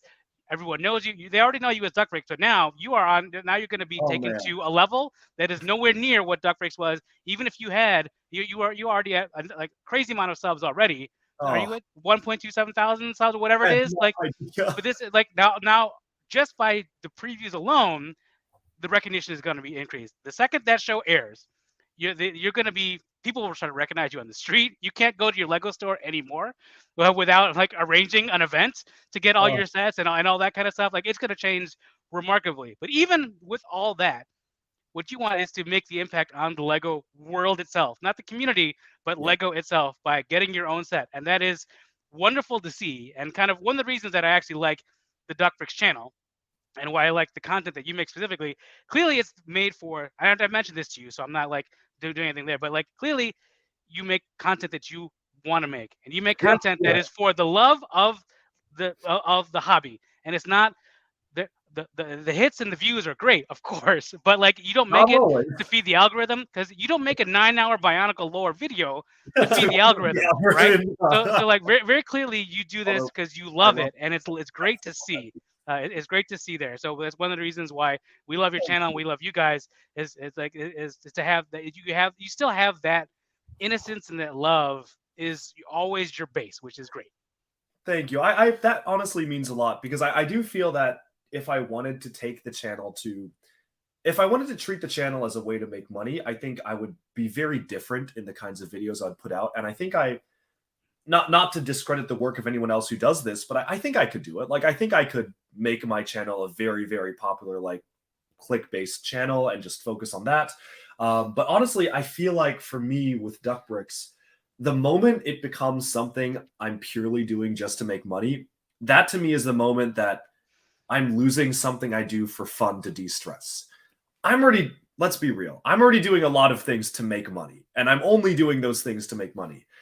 I don't want to mix up Lego, or especially Lego videos, in that, because this to me is like, it's not work. Like making Duck Bricks video, it's not like, oh my god, I have to work to get this video to earn money. It's like, no, I want to make a video on something I'm interested in, whether that's a 9-hour Bionicle video or a 40-minute video on Galador or a top 10 list on an Ninjago thing, which is going to do really well, and I know that's going to do very well. It's just, if I feel like making something, I will make it, and that's been the philosophy. So I appreciate that you recognize that. Yeah, most definitely. It is. it's almost like a beacon in amongst the content creators. And again, not that I watch a lot of Lego content creators stuff on YouTube on all sorts of platforms. Everyone brings their own thing to the table, but there's a difference. You can tell the difference. Like there are certain people that have a passion for it and have a passion for making content, and so you can tell the difference when the love is still there. So like yours, Tiago Balas from Raking Bricks, like you can tell when there is that genuine love, even if it's for a very specific piece. Like you can tell the difference that comes there. And bringing on along with the fact that you said that Lego is what you do to de-stress. Yeah. I will try to word carefully. So again, those of us who have seen your reaction video, and those of us who followed your streams and all that, all those kind of channels can kind of piece timelines together. So we know you mentioned something that you had a contract deal that you had signed at this like a week before you got put on, you got accepted. So Oh man. so you come from theoretically doing lots of building and all that kind of stuff, and then are then have to do more building. When you get, was there ever a fear that you would not enjoy this anymore, or how was it to then immediately after a long day of building to have to go and do more building? That is a phenomenal question. To give some for the viewers who aren't aware of what this whole setup was. Twitch had reached out and they said they were doing a Lego initiative and they were trying to bring over Lego content creators onto Twitch, and they were like, it's really good pay, and if you stream X amount of hours per month, this is what you get paid, and we want to see how it works. And this was before I thought we were not getting. I actually was like, oh, we're not going to get Lego Masters. That's like a pipe dream. And they were like, okay, it's on these specific months, and I was like, yeah, I think I could make that work. Like X amount of hours per month. Sure, that's doable. Again, another instance of me going like, oh, that's nothing. Like, yeah, I can do that. It did start to hit me once Lego Masters, we learned about Lego Masters, and I was like, can I actually do that? I don't know. And I was like, okay, well, no, we've got some time off filming. I think I can squeeze it. But it was a lot. Looking back, I probably should have told them I was on the show. But see, the thing is, we were so under NDA'd, I couldn't even tell my guys at the folks at Twitch that I was on Lego Masters, because that's a breach of NDA. So I couldn't. So they were asking me, they're like, hey man, why are you only streaming for like 10 hours on a Sunday straight, and then you don't do anything and you don't schedule it in advance? I'm like, I'm really busy. It's just what I kept saying. And then so I think like, I kind of feel bad because Twitch is great, right? We love the Twitch audience and they're a great company and everything. But I feel like that is one of the opportunities where I feel like I honestly didn't give it my all. And I always do feel like if I'm given an opportunity, especially like a paid opportunity, I want to give it my all. And I want to really perform the way that like they expect me to. And that was not one of the ones that I was able to, just purely because of logistics. And that's why I did actually make the tough decision to step away from Twitch and to primarily just focus on YouTube streaming. It's because I felt like I didn't really put my best foot forward with that. It really kind of started with very jank. I'm on a green screen in some nondescript hotel room trying to scrape together hours of content. And then to me, that became less fun. And I was like, if I'm doing something for Duck Bricks that's not fun to me, then why am I doing it at all? So I much more enjoy streams like this, or like ones on YouTube where it's like, yeah, I feel like streaming. I feel like talking about something interesting. Let's do a live stream. Rather, oh my God, I have to do this number of hours. I have to come up with something to stream, right? So that's your train going around your city. Yeah. Oh. No, but I will also say, like the vibe now that you're back on YouTube, like I have mentioned this to you again personally, but like the vibe is absolutely different. You can see the difference in how you do a YouTube stream versus how you did your Twitch streams. Even though I enjoyed your Twitch streams, I try to make sure that I was always there just to interact. But like, always there. It's you can see the difference and just how it's like a weight is off your shoulders. Nothing against Twitch or anything like that, because it's obviously it's a great platform for so many. But clearly, like this is more your vibe. Yeah, and I'm very thankful for the opportunity, and I feel like if I had the chance to do it again, like if they reached out to me today and they were like, "We have this offer, would you do it?" I would be like, "Yeah, I'd love to. Let's try it out." I just feel like the timing just wasn't Yeah. right, and I just had to make the decision that was best for the channel, and that was best. And with Twitch, I couldn't always post the VODs on YouTube, like it was sometimes exclusive, and I want more. Like with this is great because I didn't announce the stream. We randomly hopped on and with no announcement, and people can watch this if they're not live, and I love that about YouTube and streaming. It's just a video on my channel. Yeah, so that's great. All right, cool. So let's go a little bit from the pre-show talk. Let's talk. Let's try to gauge your chemistry together. So we as fans can try to see how successful you guys are going to be on the show coming up. All right. So I'm going to ask questions. The same question. It'll be the question to each of you. I want you to answer for the other person, and then have the other person answer. Okay? We will see how well you guys know each other and how well you guys are going to gel. Oh wait, I'm actually so hyped. Yo, this is gonna be hilarious.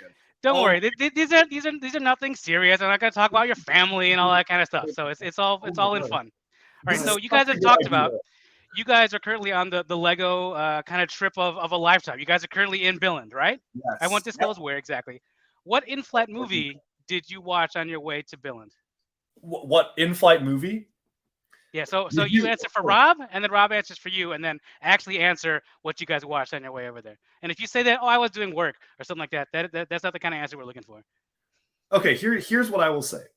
My prediction is that Robert did not watch a movie and worked. That's my prediction. But if he were to see a movie, I mean, I know the movies that Rob likes. Like, I know his favorite movies. Lord of the Rings? Well, yeah, Lord of the Rings.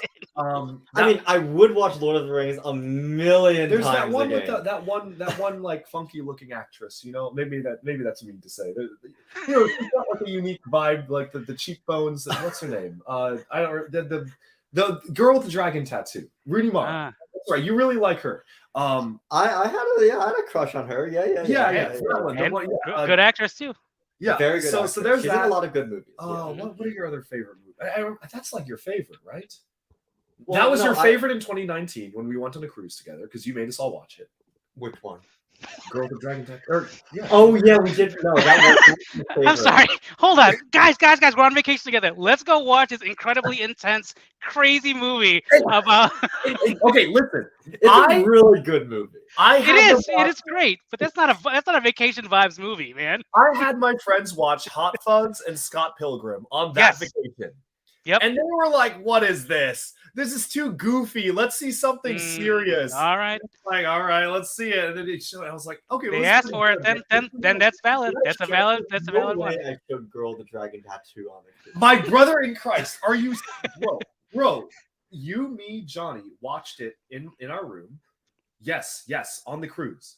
All right, so I'm going to mark a tick down for not going to do well this season on the show so far based on this one answer. All right, well, that's my answer. It was one of those. So Rob, how close was he there? It is true. I did not watch a movie, but I was sleeping the entire time. It was a red eye flight. You gotta prep for the time change. I understand that. I gotta prep for the. I was JFK to London, which was like 6 hours, and so I just slept the entire way. And then I woke up at London. I was like going to Billund, and I also slept the entire way for that as well. I'm not gonna lie to you. If I could have like 12 hours like uninterrupted sleep or two chunks of like 12 hours of sleep, I would have done it in a second. Right. Yeah. But I slept. What was I supposed to do? Work. I don't know. Well, no. What do you normally do on an international flight? Drink. That's what you normally do. All right. So Rob, what did Chris watch or do on the flight to Billund? I mean, I would feel like you'd be editing duck breakfast. Yeah, you're right. The content of 2026 is not ready yet, so you got to take all the time you can to make sure you edit it whenever you can, any window. Right? I don't know. I feel like your vibe is mostly TV shows, like Star Wars, like Ahsoka, and like obviously like any Lego TV shows, any Disney Plus TV shows that are coming out. Like I feel like you'd watch that over like most movies, because I feel like whenever I watch something with you, it's always a TV show. We gotta watch Clone Wars. Yeah, we can watch more Clone Wars. We watch so much Clone Wars. Dude, Clone Wars is awesome. But Clone Wars is great. Yeah, so I feel like it's either like you're either watching on your own phone, like some TV show like remake or something related to Disney Plus, or you're editing Duckworks videos. Like those are the two options. I edited Duckworks videos. I watched Monkey Kids season 4 for the 4th time, and I'm pretty sure I saw the latest episode of Ahsoka. There you go. Well, so Rob knows Chris real well. I'll say that. And actually, to be fair, Chris does know Rob well enough. If I wasn't sleeping, exactly. I know more about him than he knows about himself, because he clearly forgot that he made us watch Girl with the Dragon Tattoo on a cruise.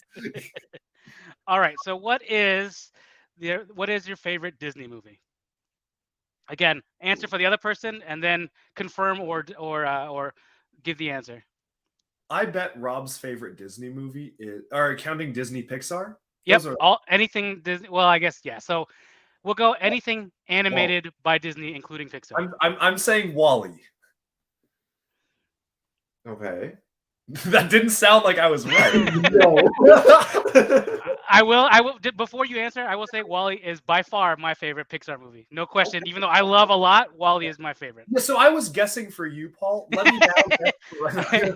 Yes, because I was the one that was actually on the show and not Rob. So right. Well, that was my guess.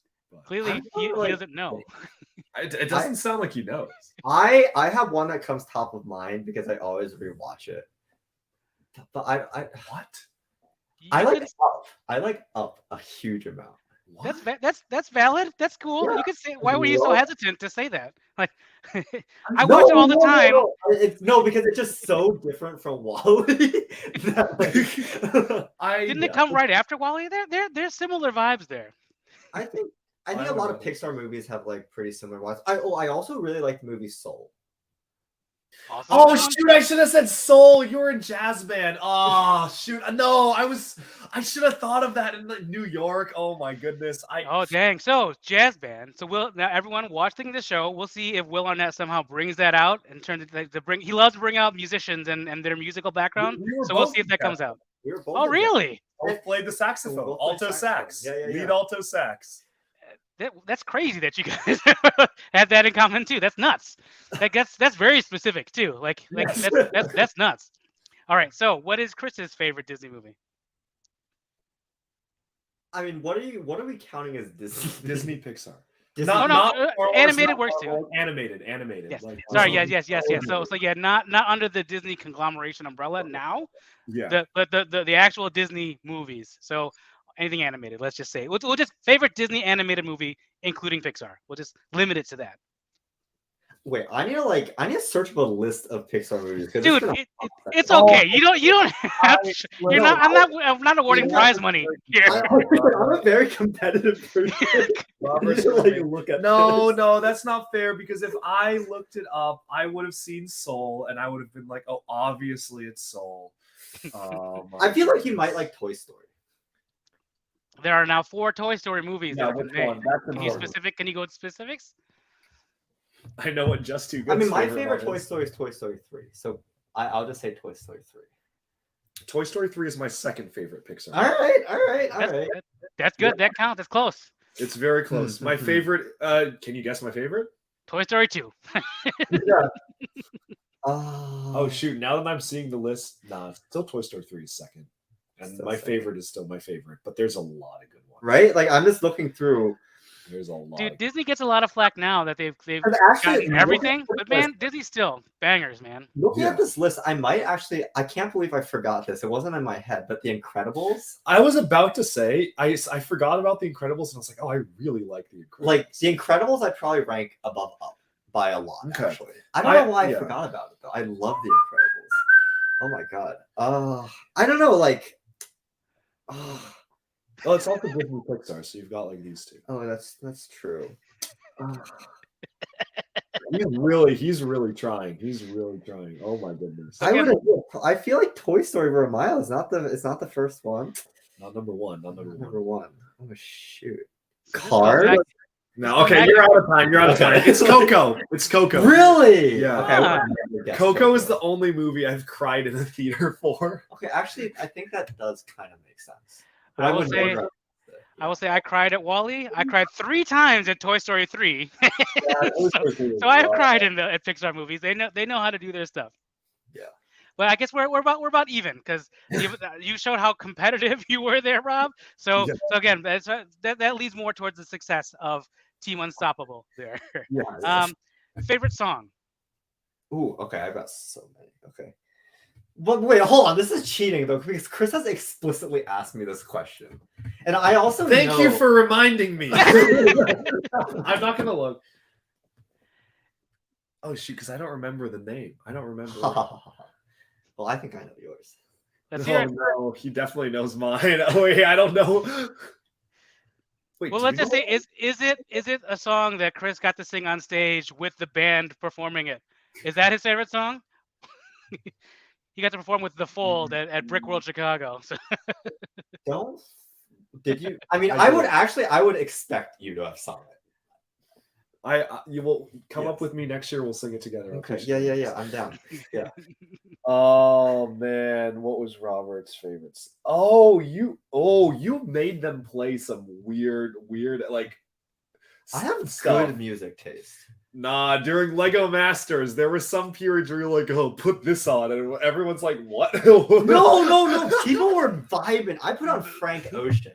Come on. wait, Frank Frank Ocean. Yep, No. that's valid. You put on some other stuff. I don't remember what you put on. There was some like weird stuff you put on. Oh, see, so that's gonna lead into questions I have for after the show. Because again, I'm not gonna ask about that stuff yet, but I do have questions about that after the show. Do you have a guess, Chris? You search through my messenger. No, I'm not gonna look. That's cheating. That's cheating. That's cheating if I look. Again, No, you're going as if I was gonna award a prize here. It's on the tip of my tongue. It's literally on the tip of my tongue. Can you sing it or hum it? No, like I don't know it. Like favorite. I know what genre. He likes jazz. I know that. He introduced me to Postmodern Jukebox, which is one of my favorite. Ah, PMJ. All right, there you go. Yeah, PMJ. Yeah. I went to see them live in Philly, and Really? you didn't come with me. Why didn't you come with me, man? I was probably working. Yeah, I think you were working. Yeah. It was actually, he was probably, I think I remember he was working on our startup, and I was like, dude, let's go. And he was like, no, I gotta work. I was like, I'm going, whatever, bye. From everything I know about Rob, that sounds about right. I would have guessed that he was working if he wasn't there. All I have is jazz. I don't know the No, exact I song. like indie. Okay, I like Oh indie rock. no. You like Arctic Monkeys, Sure, not my favorite though. but you like them a lot. That opens a whole can of beans, can of worms. But But also Arctic Monkeys, Zach Braff, also a big fan of Arctic Arctic Monkeys Monkeys. is great, but it's definitely not my favorite band. All right, so that was his guess. We'll just say that was his guess. Yeah. What's The the right answer- answer? Probably like Tame Impala is really good. They're like indie rock. Clearly, indie. I did not know that. I would. It's that's really good. not If really you guys good. have not heard Tame Impala, so good. They're like, it's a really good vibe to listen to. Like Is that in the a name lot of the times. song? No, they're the band. I think name of the song is "The Less I Know, the Better." Okay. Not a chance I would have gotten that. The I'm sorry. bass is There's so there's good. No, The- there's no chance. The no bass chance, is no chance. so good. So okay. mark down the timestamp. Everybody wants to listen to what Rob loves. This is the time to go look at 1:37-ish. My Yeah. Spotify playlist is good. It's really, really good. I will vouch for All right. So what's Chris's favorite song? Okay, Chris's favorite song is "L to the OG." Hell yeah! Yeah. No, Yep. that's like a meme. That's like not actually my favorite. And That's if like it's not, then it's like the instrumental from what was the TV show again? I forgot. What was it called? Dun dun dun dun dun dun from the theme song. Succession. From Succession. Yeah, the Succession Yes. intro is a banger. Yeah. So I was gonna say, so the sponsor of Let's Get This live stream demonetized later is the soundtrack to Succession. I appreciate your faith in my singing skills. Oh, there's a video of me just rapping the entire L to the OG like with a mic. But I don't know if that video will ever see the light of day, but that video exists. That may be like a 500 sub special or 500K sub special. It's like I'll just release the footage. Alrighty, next question. What is the favorite place that they've ever traveled to? So you guys have both been around many places around the world. What is your favorite place that you've been? I can name Roberts, I'm pretty sure. And that is, does his home country of China count? Yes. It's China. It's China. 100%. Oh, That dang. No, that's true. Come on. What do you mean? Oh, what was that? What is that noise? What do you? I think like it's actually hard to say because I guess like all my family's in China, so like I guess for like that value, definitely because like family. But in terms of fun, no. Well, that was the question. It was what's your favorite? So I got that one. Fair enough. Well, let's hear the fun. What's the fun one? I think the fun one. I went on like a month-long trip to Europe with my girlfriend this summer. That doesn't. You can't just say Europe. Which place? Santorini in Greece. Dang. A lot of flies. Flies? Yeah. I didn't notice any flies. Really? Oh, Yeah. okay. Well, I guess you're on the coast, maybe. I don't know. I know you guys like board games too, by the way. Santorini, also a very good board game. Oh yeah, Jake has been trying to get me to play that. I'll probably play that like when we go. Oh my god, Jake. Yeah, that's a good. All right, so what's Chris's favorite? I'm pointing real weird because you can't see this. What's Chris's favorite place that he's traveled to?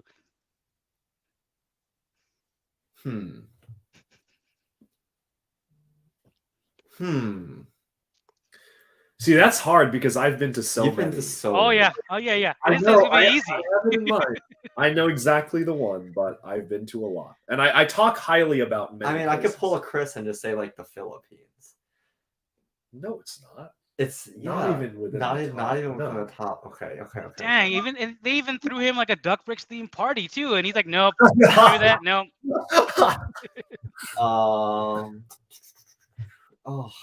Take that, Philippines. I feel like Your sub count is now dropped by like 80. Yeah, no. I love the Philippines. I love Filipino food, but there are places I like better. That's my next question. So just quit getting ahead of yourself. Oh, that's a spicy one. Okay. Oh, Robert's cooking. it's got to be Yeah, in he Europe. is. It's got to be in Europe. Where in Europe? See, so those of you who have never heard the phrase analysis paralysis that I had mentioned earlier, this is what Rob is going through right now. He knows so much, and he's trying so hard to get exactly the right one that there's too much analysis going on. So Oh shit. I'd say like, oh no. He's still thinking. He's still thinking. It's been like 10 minutes. Honestly, like, what if it's like Disney World in Florida? No. Okay, Amsterdam. Really? Yeah, man. dang. Oh, okay, that's surprising. It's just like Eurotrip, I guess, like the movie Yeah, Eurotrip. I guess the continent. I did This say isn't where I parked my car. You did I say did Europe. say Europe. Alkmaar is so good. Everyone Yeah. check out Alkmaar. It has the best vintage Lego store ever. Lego Parent 4. Oh my god, I wish I was going this trip. There you go. Mark the chat and see what time. If you want to go back, if you're going to travel to Amsterdam, mark the chat. All right, next question. As I had alluded to, favorite cuisine. Chinese. No, Done. but you have to like name the specific. Oh, dang, he's going very specific. What? Look, There- there are like 10. Yeah, 10 there's a lot. I We get had it. an argument about this in freshman year, and I was like, "This guy's crazy." He's like, not wrong, but I would have accepted Chinese personally. But he's not wrong. There are a lot of different Well, regional It's variances. unfair because we have had a very public argument about this, where he had said at one point that Chinese cuisine, any Chinese dish is better than any other dish, something like that. I And was did like, not. No, say that. you said better than any Mexican dish, and I got so mad at that. I was like, my guy. Oh, He was so I guess you know what Chris's answer is going to be. I was literally like, are you kidding me? That every Chinese dish is better than any Mexican dish? Are you stupid? What? To be fair, I've never been to Mexico. Oh my god! I So was my so salty at Mexican that. I was so cuisine bad. Oh was my like God. Qdoba. So, okay. Here's my answer. So, like, Here's my answer. My answer is Sichuan Chinese. Yep, that's what I would have said too. I believe I heard that on a stream. I know. Okay. All right, and now Rob, what is Chris's favorite cuisine? I think it's Mexican.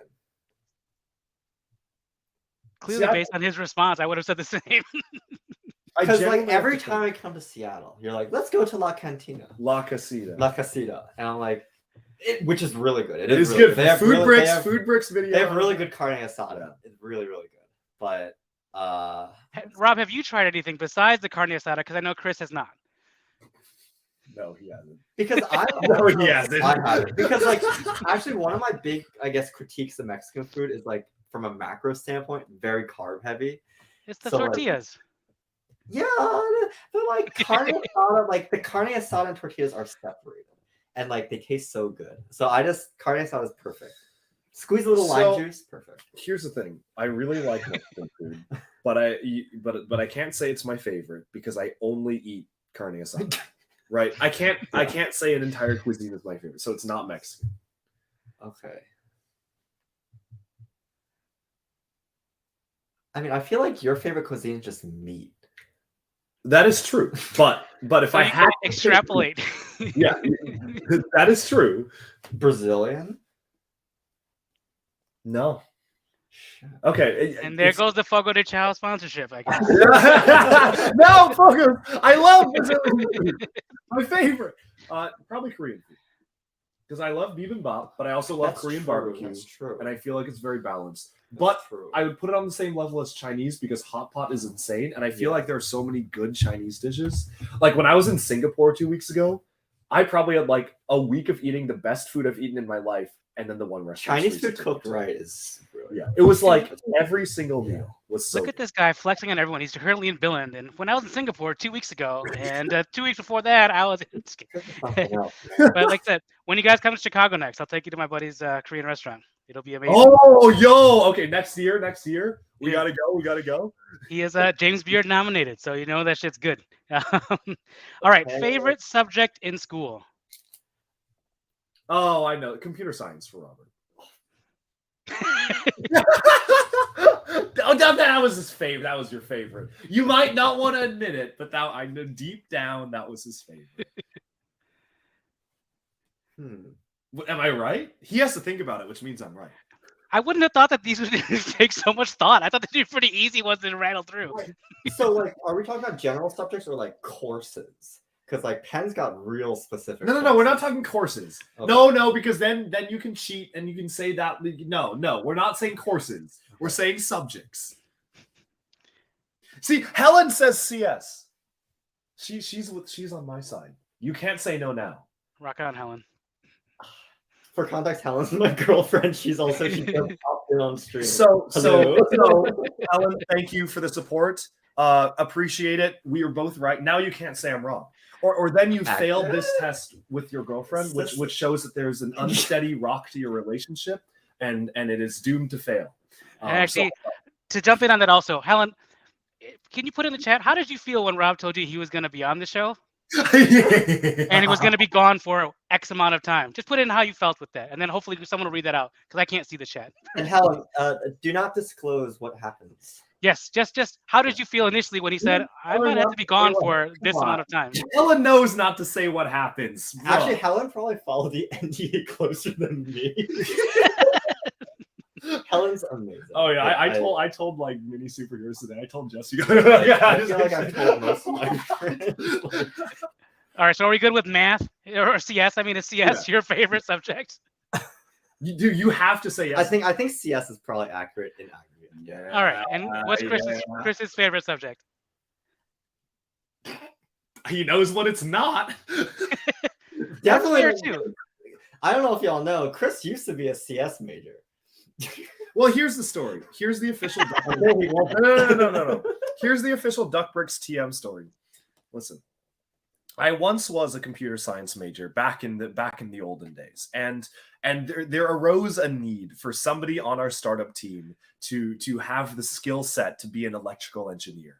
And so I bravely stepped up to the challenge, and I sacrificed a year of my college studying CS and chose bravely to switch to electrical engineering, not because I hated CS, but because I did it for the startup. And that's the official Duckbricks TM story. We needed an electrical engineer, and I stepped up and I took one for the team. Yes. I took one for the team, boys. You're welcome. You're welcome. I had, but yeah, that's why I switched. Of course. And that is the truth. I'm still trying to think like what your favorite subject is, because I feel like you are never in class. That is actually I don't think I've ever heard you profess love for any given subject. There was To be fair, for a teammate chemistry test, that is just as valid. Knowing what their least favorite is just as important. There was one class I really liked. Senior design. Oh no, that was just our startup, my guy. You can't. No, there was. Dude, you don't know. Okay, name the one class that I actually felt like I learned something at Penn. There's only one. Okay, there's two, but the one that mattered to me. Oh, frick! I should definitely know this. Intro to jazz.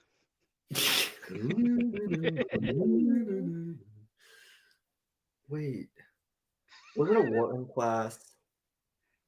Oh, the product management class. No, You recommended that to me so hard. that was number two. That's number two. Okay, That's okay, number okay. two. That's number two. That was actually useful. Wharton 201. What? No. Well, you met. Okay, never mind. I didn't meet her there. Really? I thought she was like, No. damn, you're good at giving speeches. No, that was the other girl.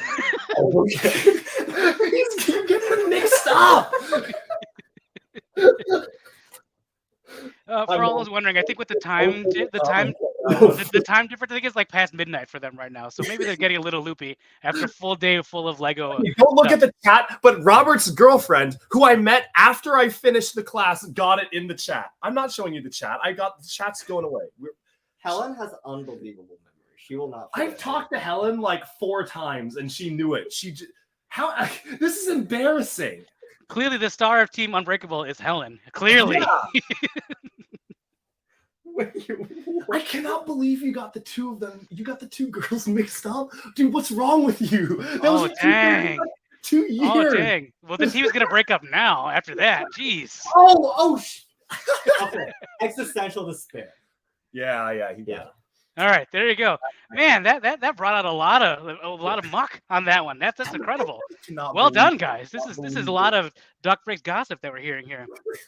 All right, well, we'll go a little bit more towards Lego now. Favorite Lego theme? I think we already know. I think we can guess what Robert's is, but Chris's changes every day, as he said on stream before. So what is his today? His favorite Lego theme? Oh, Bionicle. Yeah, changes every day. Yeah. I learned some spicy stuff about Bionicle G2 today. Dang. That'll be in a future video, I'm sure. Enough time has passed. I'll ask him tomorrow if I'm allowed to say it. Okay. But there's some spicy information about Bionicle G2 that, like, I was standing there like, I cannot believe that I'm hearing this right now. Maybe that's a future video. It's like worth this. That combination of words already just makes my jaw drop. Spicy information. I can't believe I'm hearing about Bionicle G2. Like I'm not even sure if I can. I'm dying to know what this is. Well, I'll tell you once we get off live. I'm not even a huge Bionicle fan, other than what I've learned from your channel. But like, dang. All right, and what's Rob's favorite theme? It's gotta be pretty obvious, right? Honestly, I probably would say at this point it's architecture. Dang, I would have just gone with Minecraft personally. After all you talk about Minecraft. I think like Minecraft sets are cool, but I don't think they're like as technically cool. Robert, you've killed my son. Yeah, prop the boy up. Oh wow! You knocked my son over. That should be your intros now. Hey there, welcome to Duckbricks. My name is Parrot, and So I think like architecture, like it's really cool to see what they can do like at those kind of micro scale levels. It's just a technique, and I like buildings. I like cool buildings. So Yeah, architecture is actually my favorite. That and Lego modulars are my two favorite themes personally. Yeah. And architecture is like one of the only things that we can display in the house, other than all my minifigures and stuff, because they look classy. Everyone can understand it. It's like beautiful. Yo, and we're gonna. Oh wait, yeah. Architecture is great. Yeah, and I've gotten to interact with Adam Retucker many times. He's a good guy. All right, so let's see. A little bit more. Now we go to a little bit more fluffier stuff. What would you do with the prize money if you won? You want to start? If you won, to clarify to anyone listening, if you won, confirmed. What would you do? My money? I don't even know if you would each get 100 or if you split the 100. What would you do with the 100? I think at this point, okay, well, some of it will be donated. We made to Pillbot. Let's not talk about that. Let's be very clear in our language. I think if we had won, I would say that one thing that we wanted to go into was actually donating to opioid centers in America and being able to prevent opioid overdose. It was the kind of the mission statement of our first startup, and it's something that affects me personally very deeply. And so I think absolutely it's something we're both so passionate about. So if we were lucky enough to win, that would be something. Yep. And probably the rest of it, I would say, is going into funding for our future startup. We're cooking up something right now, literally in the food industry. That's all I'll say. But we are cooking something up, and I think that probably our prize money would go into our next startup if we had won, if we were to win. Yeah. Even if they would have won, they would have still split the money and done something together, collaborative. So again, good for a chemistry test here. Good there. And then, what is the best hot pot restaurant? Dollar Shop. Yeah, he agrees now. Oh, okay. Dang, that's new. Months ago. No. I have two answers for this. No, get out of here. Because La Tao is better on a cost per food basis. Yep, bro. Better value. The Golden Corral is better than every restaurant in America on a cost per. This is like price per part ratio, and you give me the world map. No. Like okay. Helen, please leave. Helen, please leave. Helen has said Latau in the chat. Can I delete? Can I put user in timeout? Helen. So okay, before Chris interjects, there's this amazing hot pot plus Korean barbecue all you can eat in Philadelphia called La Tao Hot Pot and Korean Barbecue. You can get all you can eat for like $40. It is like less than Fogo de Chao lunch. Dang. And like, look, it's not Dollar Shop, but Dollar Shop you have to spend $200 for like a la carte. Maybe if you Wagyu all the time, like Chris. Yeah, like even if you don't Wagyu, like, if you're reasonably hungry, it's going up there. But La Tao, $40, all you can eat, Korean barbecue and hot pot. And like they have a good selection, like, and meat quality is a lot better than the vast majority of hot pot places out there. Dude, there's something to be said about that. That's You get like value for money is a good one. I've been getting rid of dissidents and rebels. And but whatever he said was not right. Helen, yes. Listen. She's only saying that she has other reasons to say. She has other reasons to say that other than her true feelings. Listen, I get it. We sync on that. I get it, but Dollar Shop. All right, so quality at Dollar Shop is obviously better. But so we know you guys have already synced on Dollar Shop. We at one point. Well, the rest of it is all just nice, interesting color to that. Because clearly, again, from a chemistry standpoint, you guys were locked in on that one there. So, go Team Unbreakable. Anyway, as we're at almost 2 hours on the stream here, so I will. Really flies. This is so much fun. I will wrap up. Because I have plenty of other questions. Don't worry. But we'll get there. But yeah, maybe at another stream, post show, whatever it might be. This So, is a lot of fun. This is obviously, probably yeah, the most fun stream see, in a while. I know what I'm doing. I got this. Yeah, this is where I cook. Holy crap! Yeah. So obviously, you guys can't go over any results, and we respect that. We understand that. But what can we expect? We won easy. Yeah, of course. As we previously established in the call, Team Duckbricks sweep, clear winners. What can we expect from this season of Lego Masters? I have not had the PR answer memorized, and I'm sure you do, so I'll let you say. Or Helen does, clearly. We can expect a lot of fun. No. Stay tuned. No, they gave us a line. There's a line. Did they There's really? a line. I don't remember. It's in our. I don't read There's an email. They're like, "What do you say?" Oh no! Wait! I have it. Wait, dude, let me come. I hope you're not screen sharing. Ooh, that would be spicy. No, I have it. Okay, I got it. Okay. No.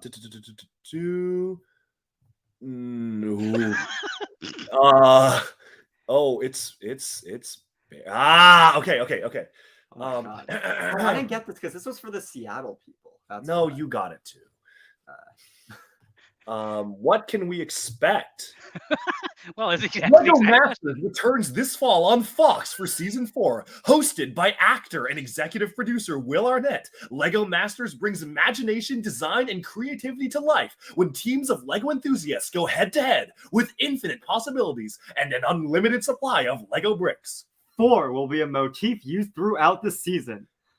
For the win will be the season's tagline. We're setting 4th with unique themed out episodes that will be fun for the whole family. Shout out to the 4 Horsemen. They spoiled 3 of the challenges? Really?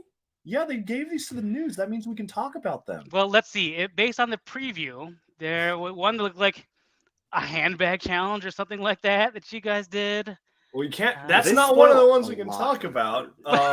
You were in the promo shot holding up What what are looked you like talking that. about? What are you talking about? You'll have to wait and see. So this is season Let's 4. scrub that from the episode.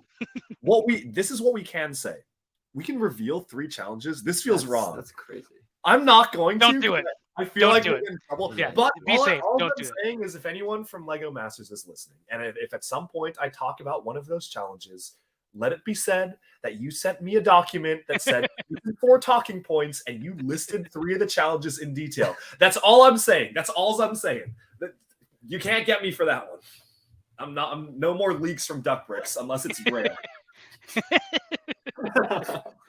So we obviously, clearly, you guys had a lot of fun. You guys went into this whole season with a different mindset that me, as someone who's watched all the seasons, I've not seen before. So I'm very much looking forward to seeing how that translates to obviously the medium of Lego here. I'm very much looking forward to seeing how you can really cook with unlimited brick. Well, unlimited 5 million, was it, whatever, like millions and millions of bricks. Obviously many bricks. There probably is going to be some competition for specific bricks, and I will ask about that at the end of the show, after the show, because I'm dying to know, like, which is the brick that you really wanted to make sure you had access to, and screw them because I need this for whatever. I'm dying to know that. But again, after the show, for all that.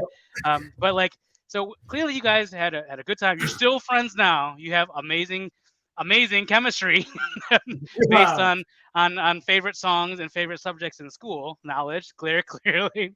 But you guys are still friends now. You guys are still going to another startup. So clearly you guys have not destroyed your relationship together. So there can only be positive things for Team Unbreakable, Unstoppable, Unbelievable, whatever we're going to call you guys by the time this show is over. So we are looking forward to that very much. Is there anything that you guys want to say to kind of, I don't know, entice the people to make sure that they watch? We're all friends of you, obviously, but by the time, this is going to air, and this is going to be on YouTube, available for people to watch who have just found out about you after the show itself has aired. So what do you want to say to any new fans, new subs, whatever it might be? It's a wild ride. Stay tuned. Stay tuned for more fun. What I will say is thank you so much, everyone, for the support. I mean, Really? when we made the announcement that Duckbricks and Team and Co. was going to be on Lego Masters, that was probably one of the craziest days of the Duckbricks channel in a while. They had revealed at least my face in a few early trailers, but I wasn't even allowed to talk about it. Like if I was asked about it, I couldn't even acknowledge it. And obviously, I've been sitting on this secret for a lot longer than the first trailer coming out. So to have that finally be out there, that we can talk about it, it's so nice, and we have so much more to say. But honestly, I just want to say thank you for all the support. There has been a lot of support. And one final thing, comment down below your prediction for which episode will we be eliminated on. I actually asked this question in Discord. What was the result? It's very interesting. I asked in Discord, vote what will be eliminated. So 1 vote for episode 1, 2 votes for episode 2, 1 for 3, 1 for 4, 2 for 5, 1 for 6. Oh wait! I need to wait. This is extremely no. I need to that's when I posted it. Hold on. Wait, we need to quit Discord and relaunch it. It was a lot more. It was a lot more votes on that one. Oh my goodness! But it was quite interesting because I want people to comment. What episode do you think we will be eliminated on? There it is. 4 votes for episode 1, 7 votes for episode 2, 3 for 3, 7 for 4. 3 for 5, 4 for 6, 2 for 7, 5 for 8. Interesting. 3 for 9, 2 for 10, and 3 for taking home the prize. Hell yeah! Thank you to the 3 voters who believe in us and know that we will win, as we announce. Obviously, of course. Awesome. Well, this was a ton of fun for me. I hope that I can come on and ask more questions. I have plenty. Like I said, I'm known as the question guy, so I would love to hear it. But I hope you guys enjoyed it on your side, to be able to find a structured way to get all this out, because you had to keep it in for so long. Got to find a way to get it out there too. So yeah, for everyone else, look forward to the live post after shows that are going to be on the Duck Bricks channel. I think they've got a lot of stuff lined up already. Go ahead and bookmark it or whatever. Drop a sub and a like to the blah blah blah with the YouTube algorithm. That's all I got. I'm not a YouTuber. I don't know. You can wait. Hold on. Say your thing. And with that was our interview with the Lego Masters 4 stars of the show, Team Unstoppable. But we look forward to what they will do moving forward on the show. The end. Well, thank you so much, Paul, for being here and doing this. Seriously, this was my pleasure. One of my most fun interviews ever. This was like really, really great. You are phenomenal as a podcast host. I feel like we should talk more and see if we could have you on for some future ones to talk to the other contestants too. I would love to. Because our goal is to have all the contestants on at some point, at one point or another. So that would be phenomenal. Thank you so much for doing this. Anything you want to share on your end before we wrap up here? No, I got nothing really. I take payments in forms of Mr. Golds and so there you go. Just put your home address in the chat, and people will send Mr. Golds. Yeah. I have nothing to promote. I just I love the channel, love your content, love you guys. I'm looking forward to what you guys can do on the show. Looking forward to it. Well, thank you. We're so excited as well. And I guess with that, thank you so much, Paul. We'll stay in the waiting room. We'll be back in a little bit. But that about sums up our whole experience. This is kind of the pre-show for Lego Masters. How can we watch it in the chat? If you are not in America, I would recommend using a VPN. VPNs you can get really easily and for free. But if you are in the US, it airs 9/8 Central on Fox on Thursday nights. And it also will be available on Hulu the next day, and probably other places too. I don't know. I think it's like there's some other Hulu associated streaming services will be available. I'm sure that at some point they're all going to be available on YouTube as well to purchase or something. Live streaming it. Perhaps. We will be posting reactions to the episodes. What we would like to do is live stream our reactions to episodes. I tried live streaming my reaction to an Ahsoka episode like last week, and YouTube shut me down in like 5 minutes. I don't know if they're going to be that tight with Lego Masters. So if they are, we'll pre-record our reaction. We'll record ourselves watching it as it comes out. 3 a.m. Denmark time. Let's go. In a little over 12 hours or 24 hours now, right? Yeah, it's very soon coming up.